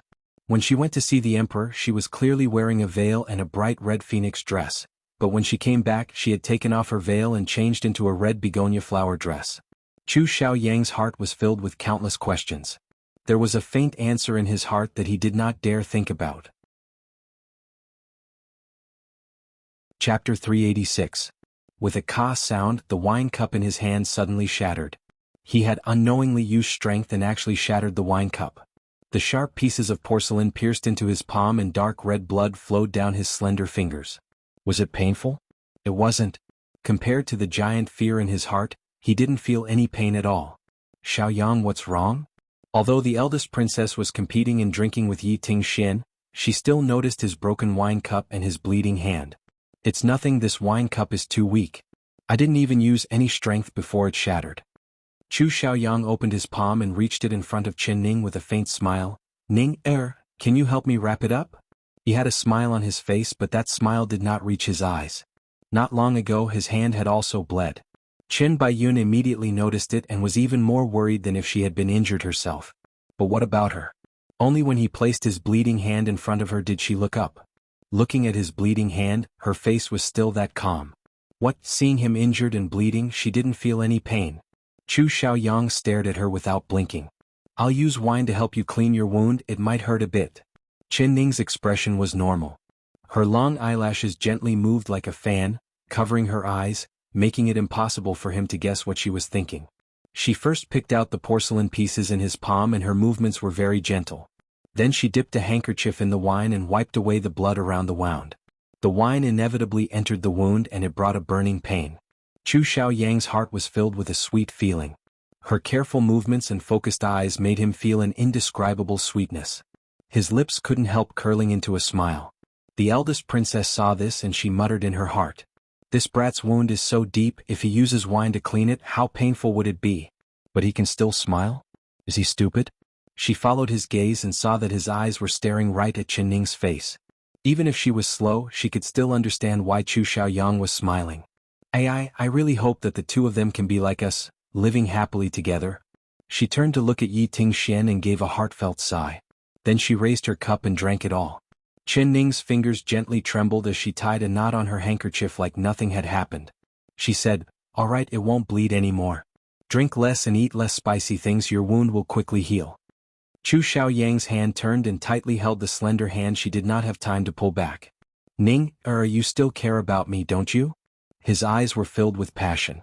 Chu Xiaoyang let go. We're in front of everyone, don't pull me back. Qin Ning forcefully pulled back, but he did not let go. He did not care that the bandaged wound had split open again. Blood dyed the handkerchief and her hand red. Not why this king Qin Ning Yang, Qin was, Qin. She did not know why, but Qin Ning felt that when he said the word, emperor, his tone was a bit heavy. She silently let him hold her hand and looked up at him. Those clear eyes made his heart skip a beat. Ning, this king is not an idiot, this king is smarter than you think. There are some things this king doesn't say, but that doesn't mean this king doesn't know. Chapter 387. Qin Ning's fingers couldn't help trembling. Her expression was calm as she said, "He is a lone Jianghu hero, how could he stay by my side as a guard? If he wants to leave, he can leave. If he wants to stay, he can stay. What, do you want to take revenge on him?" Chu Xiaoyang's left hand in his sleeve unconsciously clenched. He did not ignore her slight tremble just now. He had guessed it right. If he leaves, it's best if he never appears again, otherwise this king will not let him go. His expression was dark and gloomy, and his eyes were cold and gloomy. Suddenly he felt a sharp light shoot at him, but when he looked up, the cold light disappeared. "Chu Xiaoyang, if you don't let go, do you want to bleed to death?" Qin Ning felt her hand become hotter and wetter. The entire handkerchief was dyed red with blood, but Chu Xiaoyang's hand continued to use force and blood continued to seep out of the wound. "If this king's blood can be exchanged for a single drop of your tears, even if I bleed to death, this king is willing." Chu Xiaoyang revealed a faint smile and finally slowly let go. Qin Ning bit her lips. "Do you have any Jinchuang medicine?" "I don't." Chu Xiaoyang casually picked up a jug of wine and poured it over his right hand. The blood mixed with the wine fell to the ground. Was it painful? He did not feel any pain at all. He smiled as he used his teeth to tear off a piece of his clothes and tightly wrapped it around his hand. This kind of ugly and terrifying wound, he did not want her to see it. No one in the hall noticed this scene, but even if Mo Chuan did not look, the corner of his eyes never left that direction. He was a bit absent-minded, not even hearing Empress Dowager Zhou's question. "Emperor, Emperor?" Empress Dowager Zhou called out to him twice with a look of surprise on her face. The emperor was her biological son. From the moment she stepped into the hall, she felt that the emperor was a bit strange. He frequently served her food and chatted with her. On the surface, it looked like he was a loving mother and a filial son, but she knew her son better than anyone else. He was naturally aloof, cold, and didn't like to speak much. Even to his birth mother, he had never spoken as much as he did today. Could it be that what Xiao Si said wasn't wrong and the emperor's heart was moved? Empress Dowager Zhou was an experienced person. She carefully looked at Mo Chuan and found his abnormality. He was obviously absent-minded, and his eyes kept glancing down the hall. What was below the hall? Naturally, it was filled with young girls who were more beautiful than flowers, fresh and tender. Empress Dowager Zhou pursed her lips and smiled. She remembered the reason she came here today. "Mother, why are you calling your son?" Mo Chuan came back to his senses. This widow's old eyes are blurred. There are hundreds of flowers blooming today, but this widow cannot see which flower is the most beautiful. "Emperor, can you help this widow pick out the most fragrant and beautiful flower?" Empress Dowager Zhou said with a smile. "Reporting to mother, your son has never liked flowers, I can't tell which flower is the most beautiful." Mo Chuan was very smart, immediately understanding Empress Dowager Zhou's meaning, directly rejecting her. Empress Dowager Zhou was not annoyed. She narrowed her eyes and looked at the group of young girls in the hall. She saw that they were all beautiful. She smiled and said, "It's rare for the ladies to come to the palace, so I have prepared some gifts for all of you. Chunshi, take out my gifts and give them to all of you." The maidservant standing behind her answered and brought out a tray with a dozen or so finely crafted phoenix hairpins on it. Everyone present revealed a knowing smile. Hearing Empress Dowager Zhou's meaning, she was going to personally choose a concubine for the emperor. Chapter 388. The young girls lined up and walked in front of Empress Dowager Zhou, reporting their names and taking their phoenix hairpins. When each young girl thanked her, they couldn't help sneaking glances at the emperor beside Empress Dowager Zhou. Not bad, not bad, these several dozen young ladies are all from large families. They are dignified and beautiful, this widow is very satisfied with them. What does the emperor think? Empress Dowager Zhou narrowed her eyes as she looked at the beautiful girls below. The more she looked, the more she liked them. Mo Chuan had no expression and his voice was cold. Your son doesn't like a single one. Empress Dowager Zhou said with a smile. Since the emperor doesn't like a single one, then this widow will pick one that this widow likes. She said in a pleasant voice, which girl is called Ning'er? Come up and let this widow take a look. Hearing the word Ning'er, their faces couldn't help changing at the same time. Mo Chuan's eyes sunk, not saying a word. Chu Xiaoyang's expression was dark. His left hand held the back of the chair and his knuckles turned white. The young girls stood there with their heads down, not a single one coming forward. Empress Dowager Zhou said in a strange voice, Is there not a girl called Ning'er here? The eldest princess had been drinking with Yi Tingxian the entire time, and when she heard this, she revealed a drunken smile. She pointed at Chen Ning and said, Mother, the Dingyuan princess name is Ning. Your son has always called her Ning. Whoa. She didn't even finish before her mouth was covered by Yi Tingxian. Please forgive me, Empress Dowager, the eldest princess has drunk too much, she is drunk. Nonsense, this princess is not drunk at all. Ning, come and testify for this princess, I'm not drunk. The eldest princess pushed away Yi Tingxian's hand and grabbed Chen Ning. Chu Xiaoyang suddenly stood up and placed his hand on the back of the eldest princess' hand. He said in a deep voice, Royal aunt, you're really drunk. Let husband you send you back. Empress Dowager Zhou's face was dark and uncertain. She looked over everyone before falling onto Chen Ning's face. Her eyes were deep and it was impossible to tell if she was happy or angry. She softly spat out two words, Xiaoxi. Xiaoxi was already trembling like a sieve, hiding behind Mo Chuan. He knew he couldn't hide this, so he knelt down in front of Empress Dowager Zhou, not daring to look up. This servant is here. Tell this widow what is going on. Empress Dowager Zhou looked down and looked at Xiaoxi. Empress Dowager, this servant saw wrongly, this servant is talking nonsense, this servant doesn't know anything. Xiaoxi kowtowed on the ground, speaking incoherently. Mo Chuan really wanted to kick his butt and make this fellow who couldn't do anything scram as far away as possible. Empress Dowager Zhou didn't show any anger and instead gave a he sound. Emperor, this widow wants to hear what you have to say. Her sharp eyes coldly looked at Mo Chuan. Mo Chuan looked at Empress Dowager Zhou with an indifferent expression and calmly said, Your son has already said what I should say. Your son does not like a single one of these girls. Very good. Just now before I arrived, something big seemed to have happened here. Tell me what exactly happened. Empress Dowager Zhou was old and spicier. She had controlled the harem for many years, there was nothing that could escape her eyes and ears. Mo Chuan knew that Empress Dowager Zhou was asking the obvious, so his choice was to refuse to answer. He was also very clear on Empress Dowager Zhou's goal in coming here. What he needed to do now was to protect her from any harm.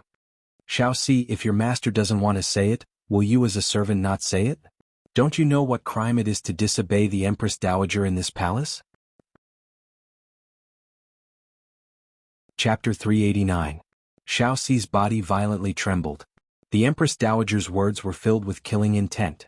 If he didn't say it, even if the emperor trusted him, he wouldn't be able to keep his head. Reporting to the Empress Dowager, this servant really didn't see or hear anything. Xiaoxi braced himself. He would rather lose his head than betray his master. All right, Xiaoxi, stand up. For your master to have such a loyal servant like you, this widow is happy for the emperor. Empress Dowager Zhou's words changed and Xiaoxi almost did not dare believe his ears.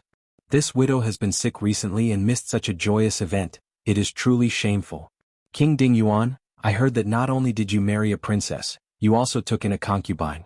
You must have brought them into the palace, so bring them over for this widow to see. This widow still has a reward for them. Empress Dowager Zhou said with a gentle expression. Ever since the eldest princess said Chen Ning's name, Chu Xiaoyang's face had turned as dark as water. Hearing this, it became even darker. He did not say a word as he pulled Chen Ning in front of Empress Dowager Zhou and bowed down. Greetings, Empress Dowager. This is the Princess Chen. The concubine Chen Baiyun has made a mistake and the emperor has already imprisoned her in the cold palace. Chen, come forward and let this widow take a good look. Empress Dowager Zhou did not ask what Chen Baiyun had done, it was clear she already knew. It was just King Dingyuan and his princess leaving, it was not a big matter for her to worry about at all. But Empress Dowager Zhou never would have thought that this Dingyuan princess would have a relationship with her son. This was something she could not allow. Chen Ning took 2 steps forward and slightly raised her head. She lowered her brows, letting Empress Dowager Zhou see her face. She did not need to look up to know that there was no good coming. You really are a peerless beauty, even prettier than a painting. King Dingyuan is truly blessed. Empress Dowager Zhou smiled as she praised. She took out a crystal-clear jade bracelet and personally placed it on Chen Ning's hand. Many thanks for the Empress Dowager's reward. Chen Ning lowered her eyes in thanks. After sitting for this long, this widow is also tired, but to be able to see a girl prettier than the flowers in the royal garden, this widow's trip was not in vain. Emperor, are you willing to send this widow back to the palace? Empress Dowager Zhou slowly stood up. Everyone was stunned. The Empress Dowager was leaving just like this? They were all prepared for a storm, but they never thought that it would be calm. Empress Qin, Empress Chuan. Empress Dowager Chen was to King Dowager Zhou. Empress Dowager Zhou patted the back of his hand and nodded. She turned to Chu Xiaoyang with a smile and said, King Dingyuan, you've married such a beautiful girl as your princess, so you have to properly cherish her. With such a beautiful girl, you should bring her back to your palace as soon as possible. It wouldn't be good if she was targeted by others. Their faces. Ning's. Chen Ning thought in her heart that old Ginger really was spicy. Empress Dowager Zhou's expression did not change, but she already knew everything. With a single sentence, she pushed herself back to Chu Xiaoyang's side. As. With he, Chin, mother. He to say he. 2. Dowager Emt. Mother. Mo Chuan's brows knit as he was interrupted by Empress Dowager Zhou. Emperor, a husband and wife quarreling isn't a big matter. As King Dingyuan's elder, you should be happy for King Dingyuan and his wife's love. The Dingyuan princess wanting to go back to her maternal family was just something she said out of anger. How could you be so muddled? Listen to this widow and let this husband and wife return to the palace. In less than 3 days they will be very loving. King Dingyuan, don't you agree? Chapter 390. Empress Dowager, please be assured. This minister will treat the princess well and will not let her suffer any grievances. Chu Xiaoyang immediately replied. That's right, that's right. With King Dingyuan's words, what is there for the emperor to be worried about? Come, send this widow back to the palace. Empress Dowager Zhou's thin fingers tightly gripped Mo Chuan's wrist, but Mo Chuan did not move. Mother. Emperor, you won't even listen to this widow's words? Empress Dowager Zhou's face instantly sunk. All right, since you insist, this widow will immediately give the order. All right, your son will send mother back to the palace now. Mo Chuan took a breath and supported Empress Dowager Zhou as they slowly walked to the door. Before leaving, he took a deep look at Chen Ning. This look did not escape Chu Xiaoyang's eyes. He had a smile on his face, but his eyes were ice cold. Farewell, Empress Dowager. Everyone in the hall bowed down and sent Empress Dowager Zhou off. The young girls were all stunned, unable to hide the disappointment and frustration on their faces. After Empress Dowager Zhou came to the hall, she spoke in riddles. Other than a few people who understood, the others were all confused. Since the Empress Dowager and the Emperor had left, the people in the hall all returned to their mansions. This spring flower viewing banquet ended so hastily, which was beyond everyone's expectations. Ning-er, let's go back. Chu Xiaoyang pulled Chen Ning's hand, but she threw it away. His brows revealed a look of anger, but it quickly disappeared. With a gentle smile, he said, All right, this king promised not to touch you. This king will not go back on his word. Chen Ning entered the carriage outside the palace and couldn't help giving a faint sigh. With her little arm, how could she resist Empress Dowager Zhou's thigh? If she wanted to get rid of Chu Xiaoyang now, she would have to find another way. What are you coming in for?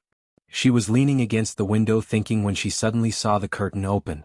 Chu Xiaoyang slowly walked in from outside and she couldn't help frowning. Although in the hall, Chu Xiaoyang's performance was commendable and his passionate appearance had touched everyone, it did not include her. As a micro-expression expert, Chu Xiaoyang's subtle expressions that no one would notice did not escape her eyes. Even if he did not lie, that did not mean every word he said was true. This king just wanted to come in and talk to you. Chu Xiaoyang did not make a move and just sat in front of her, staring at her without blinking at all. His voice was gentle and his eyes were even more gentle. Chen Ning leaned back against the wall of the carriage and indifferently closed her eyes. There are only the two of us here. You don't have to act anymore. You're not tired of acting, but I am. Her tone was even more indifferent than her expression. The tenderness on his face froze in an instant. His heart ached fiercely as if he had been stabbed with a knife. Very good, she had this kind of ability. With just a few words she was able to raise his anger to the peak. "Do you think I'm acting?" he asked in a low voice. A storm was brewing. "Aren't you?" She scoffed, still not opening her eyes. She came from the modern era, so what kind of acting skills hadn't she seen before? Chu Xiaoyang's acting was very good and strong, but things always went the other way. Being too exaggerated made it seem fake. What he said was true, but his acting was too fake. "Every word this king says is true. My feelings for you are also true. Do you want this king to take out my heart for you to see?" Her indifference and disdain angered him again. He leaned forward and pinched her chin, his fingers unknowingly exerting more force. Chapter 391. Ning, this king wants to treat you well, so it's best if you don't challenge this king's bottom line. He tightly pursed his lips. Chen Ning was already too lazy to look at him and looked out the window. He grabbed her chin again and forced her to look up at him. "This king is clearly telling you, you are my Chu Xiaoyang's woman and will be for your entire life. 8 years ago you and I formed an inseparable bond. In your eyes, other than me there will never be a second man." She raised the corner of her lips mockingly and glanced at him coldly. "Chu Xiaoyang, I thought you had changed into a different person, but I never thought that you would reveal your true face this quickly. It's better for you to be like this. The you wearing that mask makes me feel disgusted with a single glance." Chu Xiaoyang revealed a smile instead of being angry. He forcefully grabbed her chin and the anger in his eyes became even stronger. You feel disgusted seeing this king, but who doesn't feel disgusted seeing the emperor? Do you think that the emperor is better looking than me? That you fall in love with him at first sight?" His anger caused his fingers to slide down to her slender neck, pressing her against the hard, cold wall of the car. "Speak, what did you do when you met in the royal study?" He enunciated each word and his eyes were filled with a terrifying cold light. He thought of the dress she had changed for no reason, the veil she had taken off, and the way the emperor looked at her. His heart was being bitten by a poisonous snake of jealousy. Chen Ning couldn't breathe and her face turned red. Her eyes unyieldingly stared at him and her lips moved a few times, but she couldn't make a sound. "What do you want to say?" Chu Xiaoyang's fingers slightly loosened and a trace of hope flashed in his eyes, but it was instantly extinguished by his anger. He used even more strength to grip her neck. He couldn't let her speak because he was afraid of hearing a truth that he didn't dare accept. "If you dare to do anything to let this king down, this king will definitely not forgive you. This king will eat you up one bite at a time. Because you are mine, mine, mine." He angrily roared as his fingers used even more strength. Chen Ning's eyes were filled with stars as she desperately struggled, but his large hand was tightly gripping her neck, not moving at all. Finally her body went soft and she fainted. "Ning, The moment she fainted, Chu Xiaoyang suddenly released his hand and caught her falling body. When he saw the red marks on her neck, he was filled with pain and regret. He must have gone crazy just now, he almost strangled her to death. "Ning, this king didn't mean to hurt you. It really wasn't on purpose. This king was angered by you. This king lost all reason." His heart ached as he caressed the strangulation marks on her neck. That soft and smooth touch made his heart throb. He lowered his eyes and stared at her. She didn't move at all, quietly lying in his arms. Her pale face was strangely beautiful, making his heart beat faster. He knew that she was not dead. She had just fainted. "If you don, he at her, that you, king, Ning, Ning he. Ning. Ning Chin, Ning. Ning, su. Ning, he caressed her face and slowly approached her. "Do you know how long this king has been thinking about you? I've been waiting for this moment. 8 years, this king has been thinking about you for an entire 8 years. His hot breath hit her face. His lips gently touched her face as if he was tasting delicious food, one small bite at a time. Chapter 392. The carriage suddenly shook. Chu Xiaoyang was caught off guard and was thrown off. "Bastard, damn, you can't even drive a carriage properly, what use is there for this king to keep you?" He had just held a warm and fragrant body and his mind was completely intoxicated, but he was suddenly interrupted. His mood was very bad and he couldn't help cursing out loud. The carriage driver shrunk back from his cursing, not making a single sound. Coo. Chen Ning was awakened. She rubbed her aching neck and forcefully coughed. "Chi. With the crisp sound of clothes tearing, she felt her left arm go cold. Her sleeve had been torn by Chu Xiaoyang, revealing half of her snow-white as jade arm. Very good, you're still clean. He stared at the blood-red chastity mark and revealed a satisfied smile. Chu Xiaoyang, you're shameless. Chen Ning instantly understood what he meant. Her face turned completely red, almost dripping blood. Shameless? This king will let you see what true shamelessness is. He smiled evilly and pounced over like an agile cheetah, pushing her down onto the floor of the carriage. The horse pulling the carriage suddenly let out a whinny and the carriage swayed back and forth. The carriage driver was so scared that he almost dropped his whip. He did not dare breathe and did not dare look back. His heart was wondering what His Highness was doing. After all, they were on a crowded street. Chu Xiaoyang, you're crazy. Chen Ning angrily stared at him. His heavy body was tightly pressed against her, making it hard for her to breathe again. She did not struggle. In this situation, the more she struggled, the more it would irritate him. She could already see the wild beast-like glow in his eyes. That's right, this king is indeed crazy. I've gone crazy for you. He gave a fiendish gritted smile and heavily gasped for breath. It was like his entire body was on fire. The moving carriage and the noisy crowd, as well as her soft body beneath him, made him feel a strange excitement. He could not control himself anymore. Bastard. Chen Ning raised her hand and forcefully sent a palm at him.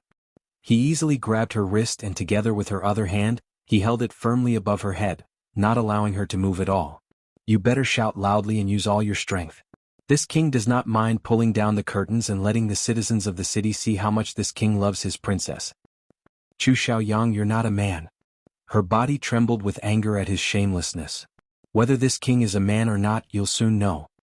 He impatiently untied the knot on her dress. His 5 fingers turned into claws and with a chi-la sound, he tore her clothes in half. Chen Ning's heart almost jumped out of her chest. Stop him. She had to think of a way to stop him. He touched her pants and tore it open. His calloused fingers slowly slid up her smooth calf. Ning, you might feel a lot of pain, but only pain can make you remember that this king is your first man, and also your last man. Chu Xiaochen. Chu Xiaoyang, stop. She's dead, the Chen Ning that saved you 8 years ago, she's already dead. She finally forcefully shouted out. He paused for a moment, then smiled. Chendai. Then who am I hugging, is it a ghost? His thin lips came close to her and he revealed an evil and careless smile. Even if you're a ghost, this king doesn't care. This king likes you as a ghost, my little female ghost. Chapter 393. Chen Ning suddenly gave a gentle laugh. Her laugh was soft and charming, making his heart skip a beat. When he looked up, he saw her lying down on top of him.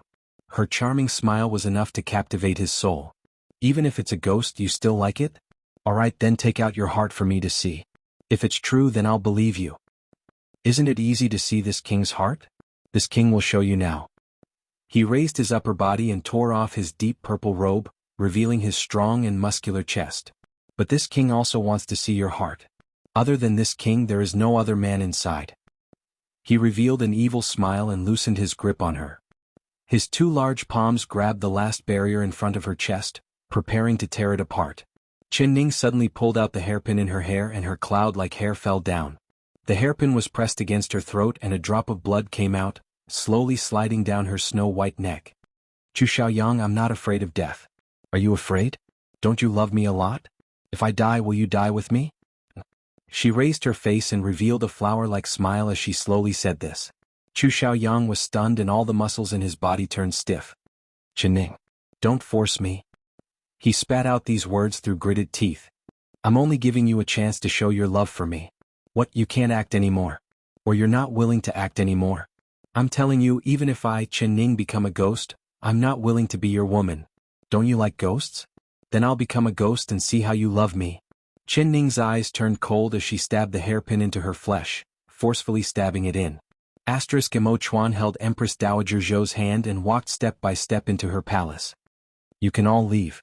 Empress Dowager Zhou sent everyone away. There was only her and Emo Chuan left in the large palace. She slightly raised her chin and her eyes turned cold. She coldly spat out 2 words, kneel down. Emo Chuan's back was straight and his face was calm. Your son did not do anything wrong, why do I need to kneel? You didn't do anything wrong? Emperor, do you think this widow is deaf, blind, or an idiot? You and that Miss Qin, just what is going on? Tell this widow the truth. Empress Dowager Zhou shook off Emo Chuan's hand and picked up a dragon head cane, heavily hitting Emo Chuan's knee. Kneel down for this widow. Emo Chuan took a deep breath and grabbed Empress Dowager Zhou's cane. Mother, your son and her are not like what mother thinks. Empress Dowager Zhou gave a cold laugh. Oh, her? Who is she? Who is she? Miss Qin?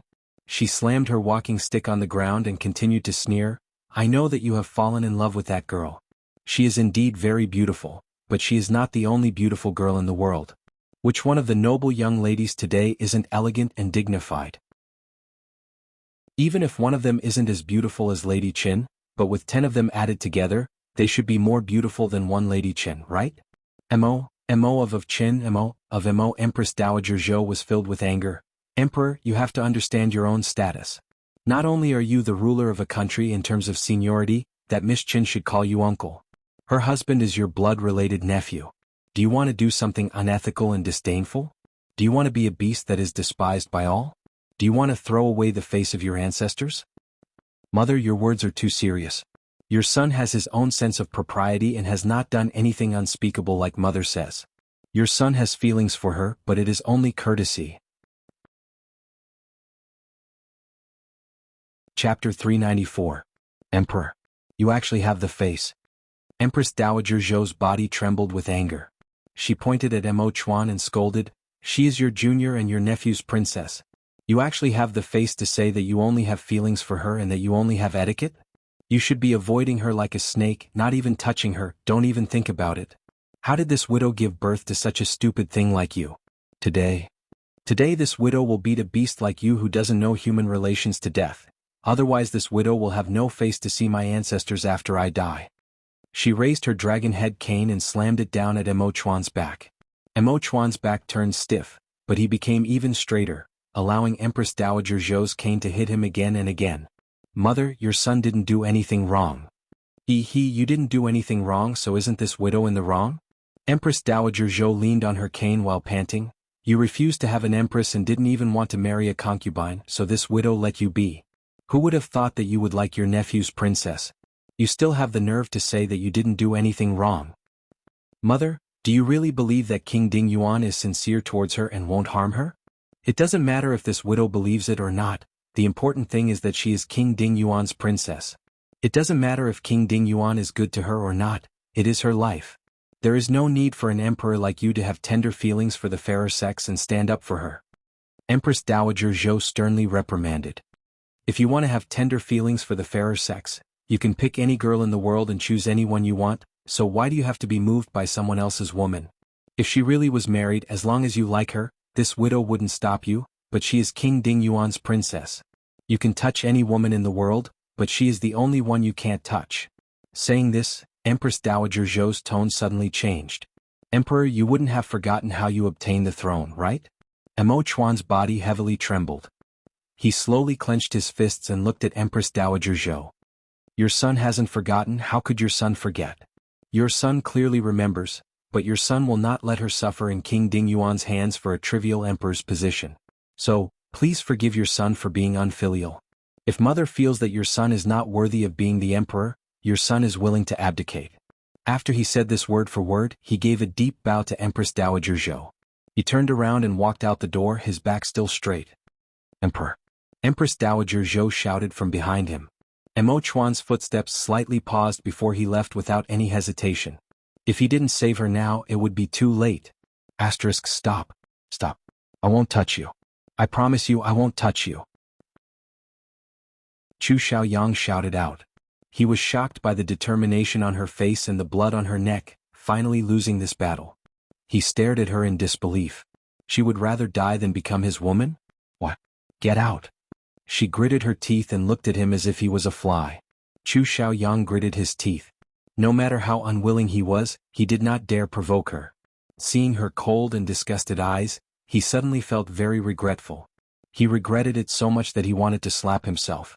Did he go crazy just now? He actually wanted to force himself on her? Didn't he promise to treat her well? Because he had done too many wrong things to her in the past, all he wanted now was for her to slowly forget his bad side and only remember his good side. In the end, he did even worse. Chapter 395. Ning, this king will keep his word and will not touch a single finger of yours. This king's heart for you will always be the same, this king will slowly prove it to you. He said this as he backed out of the carriage. Scum. Ning spat out. She put away the phoenix hairpin and suddenly pricked up her ears. She heard the sound of horse hooves in the distance, like they were heading straight for her carriage. Chu Xiaoyang looked up and couldn't help being a little surprised. This group of people were wearing bright armor. It was actually a group of royal guards. They appeared in front of them like a whirlwind, surrounding the carriage. This general has received the Empress Dowager's orders to summon the Dingyuan princess into the palace. The leading royal guard commander cupped his hands to Chu Xiaoyang from the back of his horse and spoke with an expressionless face. Why is the Empress Dowager summoning this king's princess into the palace? Chu Xiaoyang knit his brows and was filled with doubt. This general does not know, this general is only following orders. The royal guard commander replied in a neither servile nor overbearing manner as he waved his hand. A black-clothed and black-armored royal guard jumped onto the carriage and took the whip from the horse driver's hand. He kicked the horse driver off the carriage and whipped the horse, quickly driving the carriage in the direction of the palace. Chu Xiaoyang was stunned as he watched the group of royal guards surround the carriage. It became smaller and smaller, quickly disappearing from his line of sight. After a while he finally reacted. He angrily jumped onto the back of his horse and chased after the carriage. Damn, the Empress Dowager couldn't have gone senile and wanted to help the Emperor's son steal his woman, right? He and his horse were stopped outside the palace gates. Why can't you let this king enter the palace? This king is King Dingyuan, this king has the royal palace entry token. He angrily said. Please calm your highness, this subordinate is only doing his duty. Please show your highness the token and after this subordinate has checked it, naturally your highness will be allowed to enter the palace. The guard at the gate said with a smile. Chu Xiaoyang's lungs almost exploded from anger when he heard this and he almost cursed out loud. Why would he need a token to enter the palace? His face was the token. In the past, as long as all the guards saw him, they would bow and greet him from afar and open the palace gates. Today he actually said such nonsensical words. Alright, this king will show you the token. Open your dog eyes and look carefully. He reached out to touch the token, but who would have thought that he would touch nothing? Today he was invited to attend the banquet in the palace. How could he superfluously wear a waist token? If your highness didn't bring your waist token, I have to do business. Please forgive me, your highness. The guard smiled, but his palm was pressed on the waist knife. Alright, this king will go back to the palace to get the token. Just wait for this king. Chu's face turned livid as he angrily charged out. When he returned with the waist token, he still couldn't enter the inner city of the palace. The reason this time was, the time has come. The time, the token, the time. The emperor, person. King, the king, I ding king.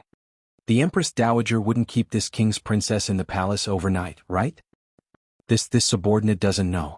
Since the princess has been summoned by the Empress Dowager, if the Empress Dowager can keep the princess for a night, it means that the Empress Dowager is very fond of the princess. This is a good thing that others can only envy. Your highness does not need to worry, this subordinate should congratulate your highness. The guard said with a smile. Congratulate your mother. Chapter 396. Alright then, this king will wait here. When the palace gates open, this king will go in to pay his respects to the Empress Dowager. He angrily sat down on the steps, not caring about his highness' image at all. The guard helplessly said, according to the rules of the palace, no one can stay at the palace gates without an order. If your highness wants to pay his respects to the Empress Dowager, how about you wait somewhere else? Chu Xiaoyang suddenly thought of a place and said with a cold laugh, alright, since I can't enter the inner city, then this king can stay in the outer city, right? Of course, your highness, please go ahead. Chu Xiaoyang took a large step forward and headed in a certain direction. Qin Baiyun, it's all because of you, cheap servant, that this king has missed his most beloved woman. Now what you owe this king will take it back from you bit by bit. The cold palace was built in a remote corner of the outer city of the royal palace. Almost no one came close during the day, and when night fell, it felt even more sinister. Qin Baiyun was locked up in a separate palace room with two maids serving her. They were serving her, but they were actually monitoring her because the emperor had ordered that she could not die no matter what, including the child in her stomach. The doctor had just taken her pulse and left.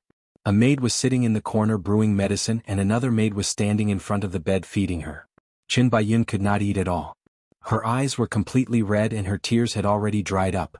After eating a few mouthfuls, she shook her head and stopped eating. Concubine Qin, it's best if you finish this bowl of rice. Otherwise this servant will feel awkward. The maid coldly said. Qin Baiyun was instantly enraged.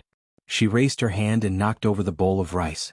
She angrily said, "You cheap servant, you actually dare to use this kind of tone to speak to this concubine?" The maid curled her lips and said in a disdainful voice, "It sounds nice to call you a concubine, but you're just a concubine. What kind of stinky concubine are you putting on? Do you think this is the King Dingyuan Palace? Or do you think you're the princess consort? You. This concubine will slap your cheap mouth." Qin Baiyun was so angry that her eyes turned white. She grabbed a pillow and threw it at her. The maid dodged and grabbed Qin Baiyun's wrist. She impolitely said, Concubine Qin, if you don't eat properly, this servant will tie you up and feed you. Don't blame this servant for reminding you first." Qin Baiyun's eyes popped out. Seeing the fierce face of the maid, she instantly shrank into the bed in fear. She didn't expect that the saying, "A tiger that fell to the plains would be bullied by dogs," would actually fall on her head one day. The maid took an empty bowl and picked up all the rice that had fallen to the ground. Using a spoon to scoop it up, she brought it to Qin Baiyun's mouth. "This food is dirty, I won't eat it." Qin Baiyun was stunned. After being stunned for a while, she angrily turned her head. "It's just a bit of dirt, it's not like it's poisoned. If concubine consort Qin doesn't eat it, then this servant can only use force," the palace maid coldly said. Qin Baiyun's face turned red and her chest filled with anger. She wanted to curse out, but thinking that this was the cold palace and not her territory, what qualifications did she have to act so arrogantly here? "Elder sister, can I trouble you to bring another bowl of rice? I really can't eat this bowl of rice." She softened her voice. A wise man knows when to fight. She would endure it for now. Once she gave birth to a child and tested it with a blood test, humph. The humiliation she had suffered today, she wanted to make them pay 10 times over. "There's no more. You have to eat even if you can't." Chapter 397. Qin Baiyun could only endure it again, but after chewing a few times her teeth began to hurt and she almost lost her teeth. Pooh! She opened her mouth and spat it out. She angrily scolded, "There is sand in this rice, how could it be eaten by a human? Since concubine Qin doesn't know how to appreciate kindness, then this servant won't be polite." The maid put down the bowl and took out a long and thick rope, walking over to Qin Baiyun.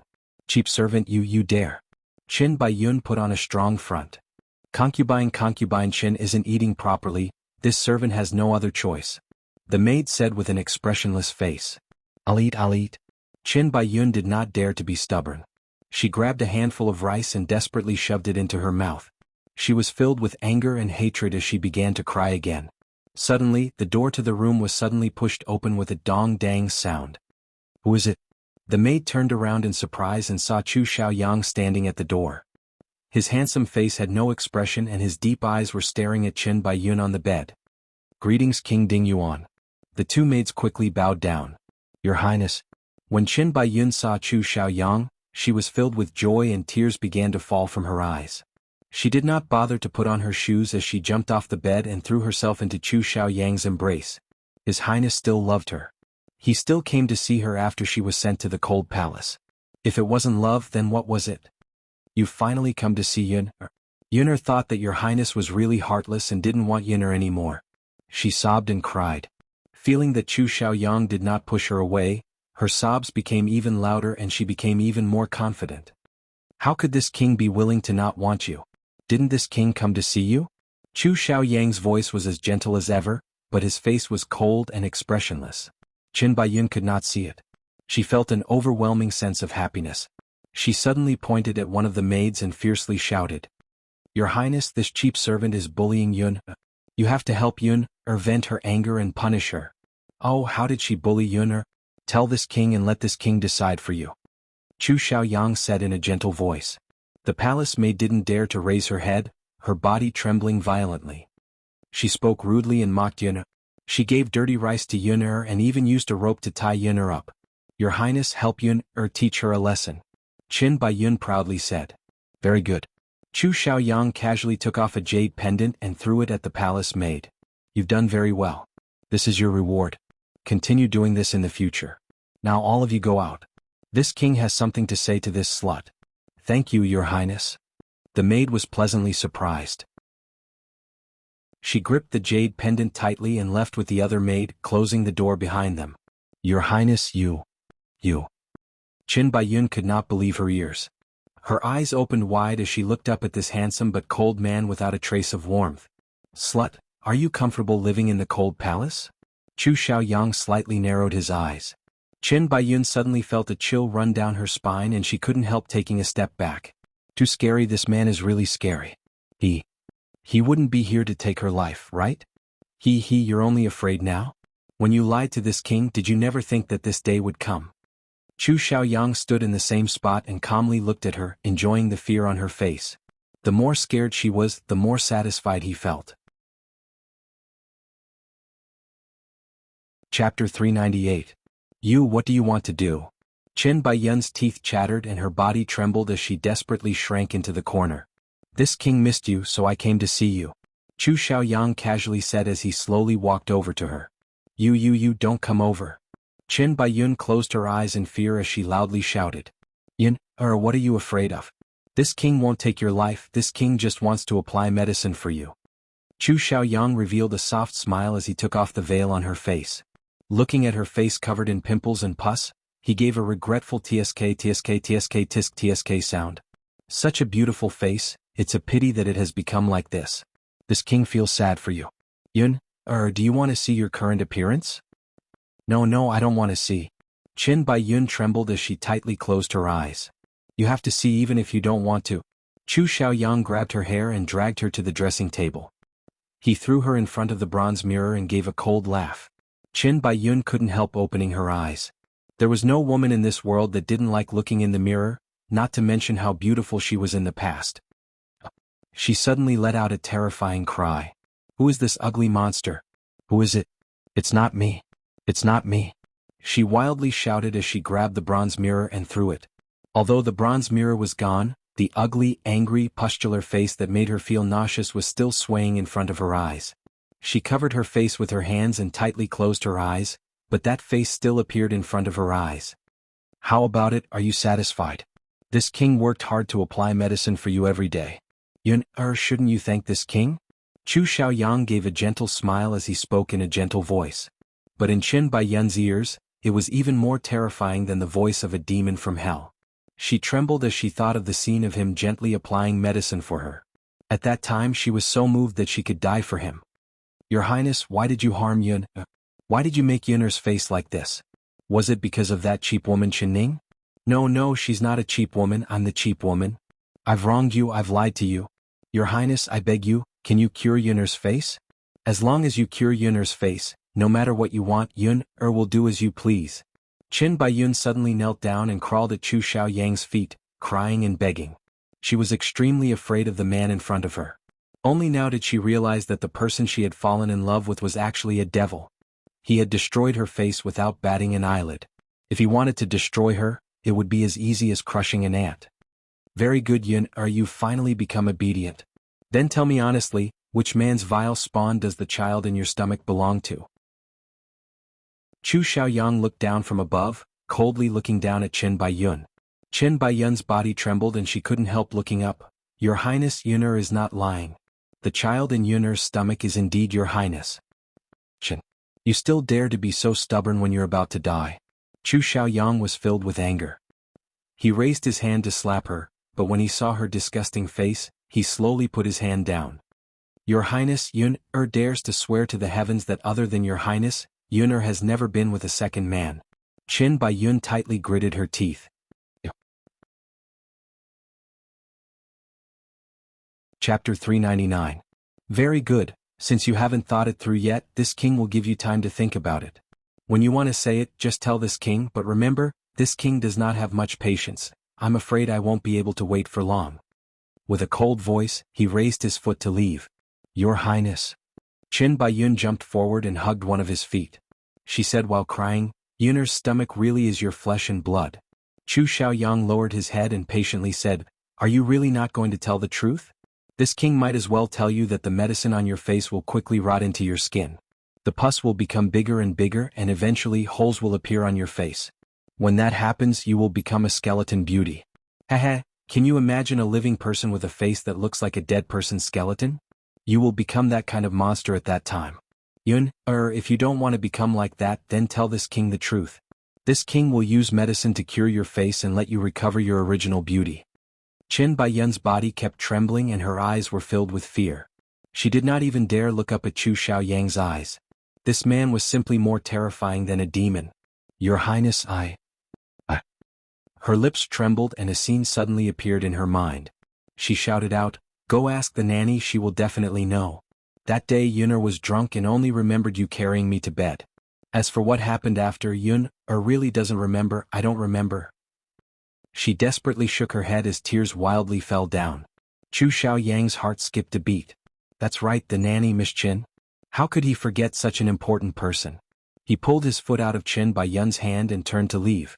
Your Highness, please give Yun'er the antidote, give Yun'er the antidote. Qin Baiyun's cries came from behind him, but he turned a deaf ear as he walked faster and faster. Chu Xiaoyang's heart was burning with anxiety.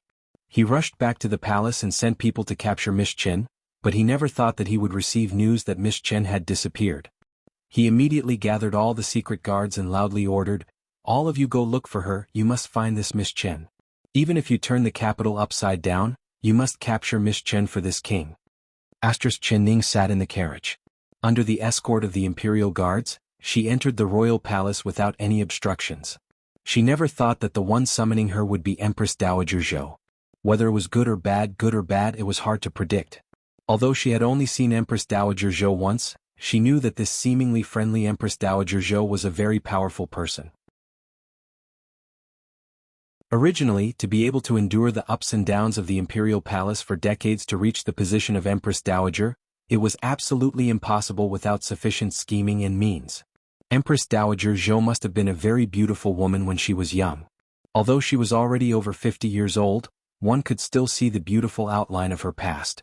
Only that white hair and the deep wrinkles around her eyes clearly told everyone what kind of trials and tribulations she had gone through in these years and how her heart was tortured. She think about it. Qin think about it, she did Qin. She. King? A gentle and refined young girl's voice came from outside the carriage. Qin Ning opened the side curtain of the carriage and looked outside. She saw that the carriage had stopped in front of a palace.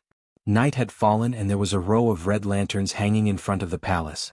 There was an 19-year-old maid standing in front of the door. She was prepared to get off the carriage when she suddenly knit her brows and stopped. Chapter 400.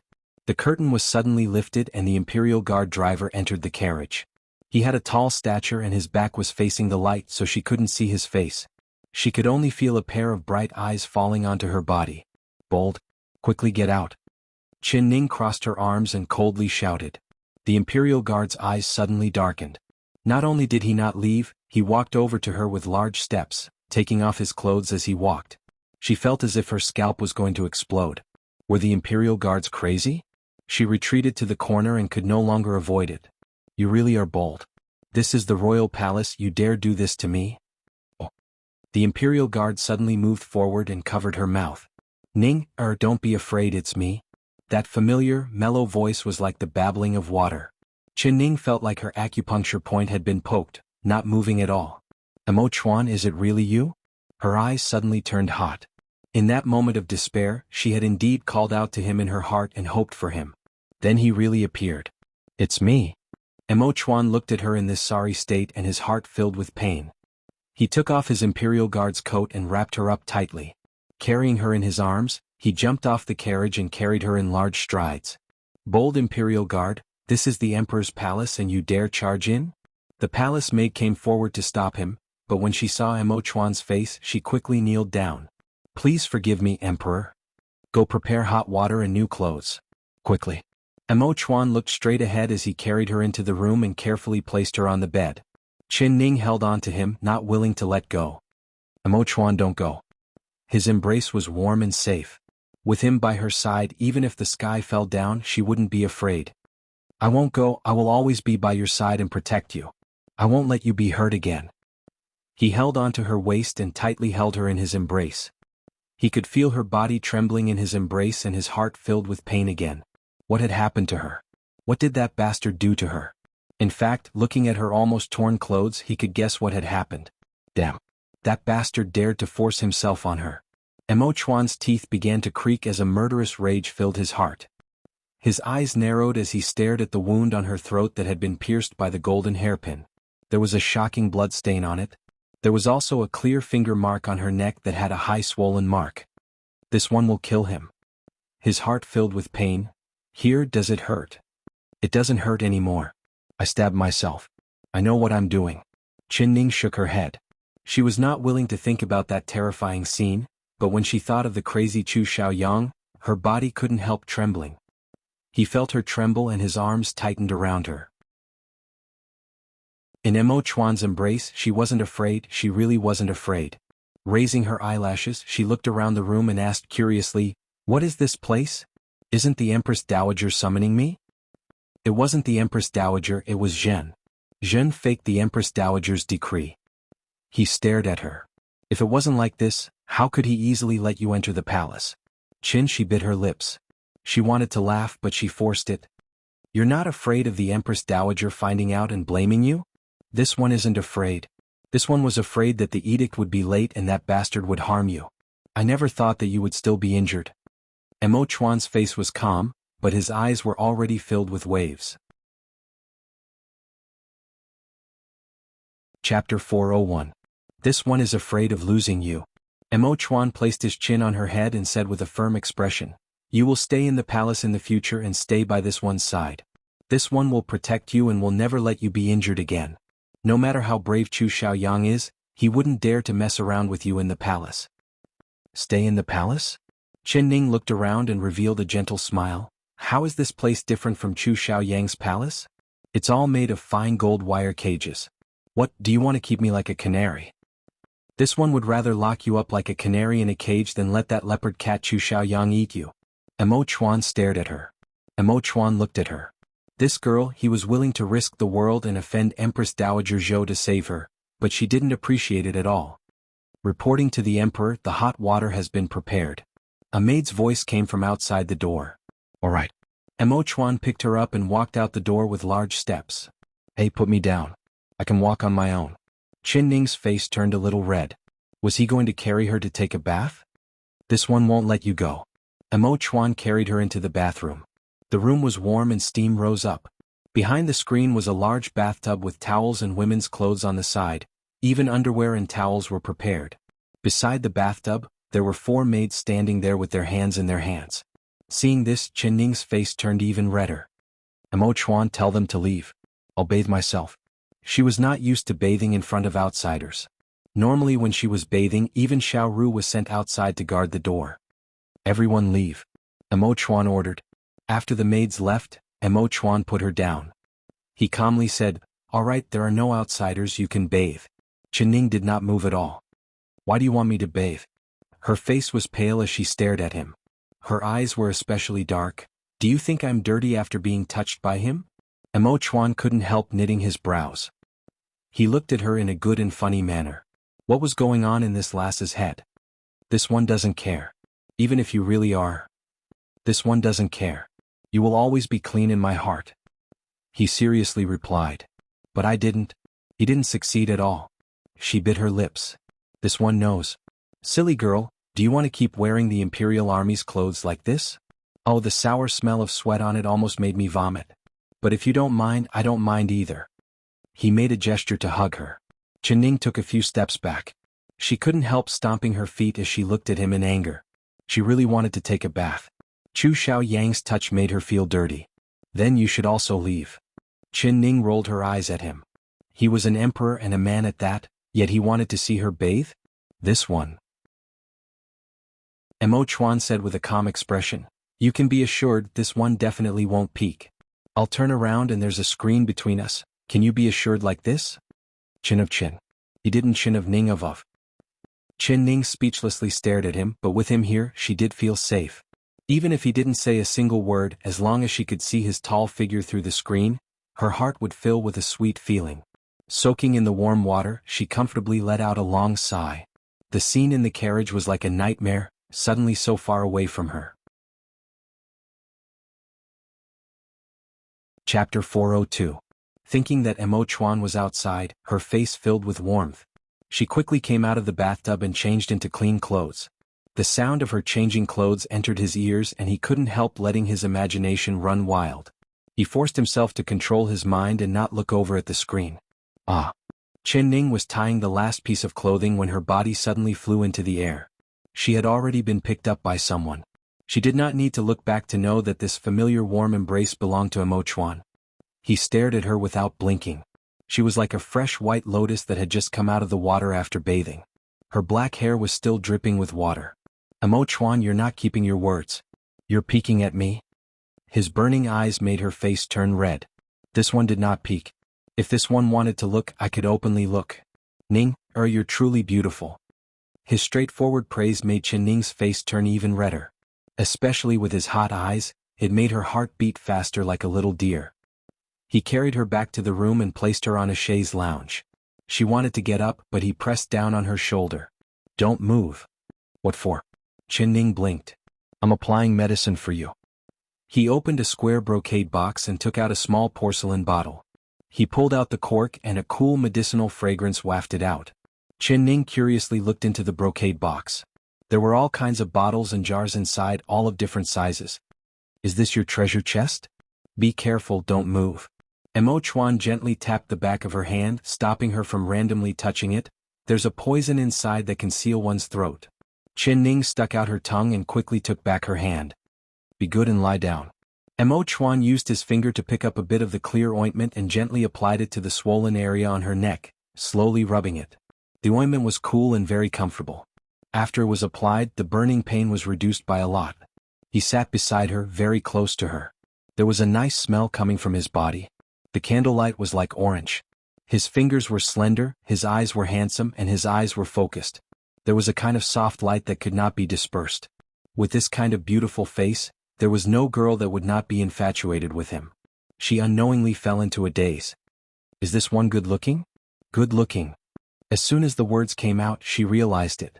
Her face turned red and she felt a burning sensation.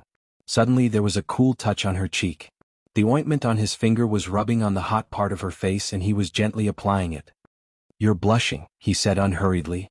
Chen Ning immediately reflexively said, this is feeling refreshed.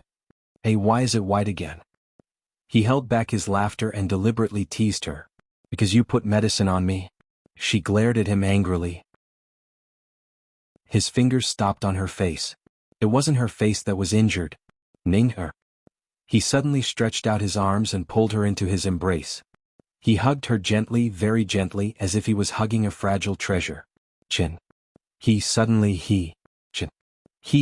hand stroked her hair again and again. Leaning into his broad and warm embrace, she couldn't help but close her eyes, and the corners of her eyes started to tear. This feeling of being cherished and loved by others was really good. Chin. With an he said in in. Chen Ning. Chapter 403. She heard his voice come from his chest. This one is the emperor, this one will give the order for you to separate. From now on, you are free and can marry whoever you want. She couldn't help raising her brows. Really? Absolutely. Then I'll say I want to marry Chu Xiaobai. She turned her eyes and deliberately said this. You can't. He blurted out and then said word for word, if you want to marry, you can only marry me, Emo Chuan. Emo Chuan? She gave a soft laugh. So your name really is Emo Chuan. I thought you told me a fake name. In front of you, every word I say is true. I have never lied to you. His expression was serious and his eyes were focused. Nonsense, you lied to me that you were an assassin. He placed a finger on her lips and slightly shook his head at her. That was what you said, this one did not deny it. When she thought back to that time, his answer was 2 words, perhaps. You really are a sly fox just like Xiao Si, she said in a snappy voice. Emo Chuan's face sunk and his voice was filled with a bit of annoyance. This one does not mind you calling this one a fox, but this one does mind you saying this one is like Xiao Si. What? He is a eunuch, but this one is not. His dark eyes sparkled with a faint glow. Puchi.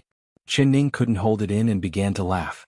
She never thought that the emperor who controlled the life and death of the world would have such a childish tone when he spoke. Truly cute. Then what should I call you in the future? Should I call you the emperor? Mo Chuan? Or Xiaohei? She tilted her head and revealed a mischievous smile. Hearing the name Xiaohei, Mo Chuan's lips couldn't help twitching. This was simply his dark history.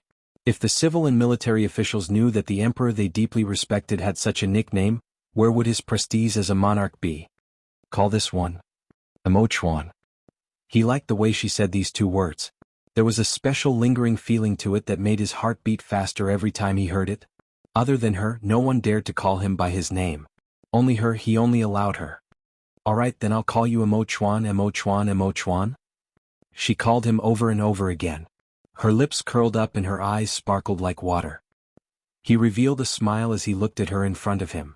Although the two of them were just talking casually and laughing, it had already made him feel extremely satisfied. His heart was at peace and he only wished that time would last forever. Don't call me that again. If you call me again. He looked at her with a threatening gaze. She had almost melted the hard iceberg in his heart into a pool of spring water.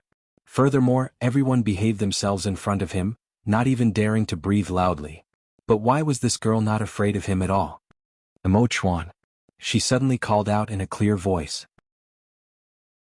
Mo, he subconsciously replied, and then he saw his reflection clearly reflected in her smiling and tender eyes. Mo, he on. He, chit, do you still remember what I owe you? She lowered her long and dense eyelashes and said softly, now, I want to return it to you. Mo, siji he kama he mo. He stared at her in disbelief. What did you say? Chapter 404. Mo Chuan's heart almost jumped out. He gritted his teeth thinking, is this girl a fox? He is a man, how could he not want it? Yes, of course I want it, he said in a hoarse voice. His eyes looked down and fell onto her moist red lips. Here it's clean. I didn't let him touch it. She suddenly reached out with a finger and pointed it at her lips. Mo Chuan's face couldn't help turning hot. Did she know how much of a temptation these words were to him? Close your eyes. She was very close to him, and a wisp of sweet fragrance wafted into his nose. This was the smell that belonged to her. No one had ever spoken to him in such a commanding tone, but he obediently closed his eyes. His heart was beating wildly, and his arms that were hugging her were stiff. A cool and clear thing was imprinted on his chin. It was completely different from the feeling he expected. Mo Chuan opened his eyes in confusion and saw a mischievous smile on her face. Aha! You've been tricked. An eye for an eye, who told you to rub medicine on my face? Her smile made her eyes turn into crescent moons. She proudly waved her finger at him and there was a cool ointment on it. Mo Chuan was filled with shame and anger. He held her down and his eyes were filled with flames. Little girl. You dare tease this one? She giggled as she stuck out her tongue. I don't dare, I was wrong. Sir Emperor, please forgive me. What emperor? What kind of random title was this? Mo Chuan couldn't help curling his lips and revealing a smile on his face.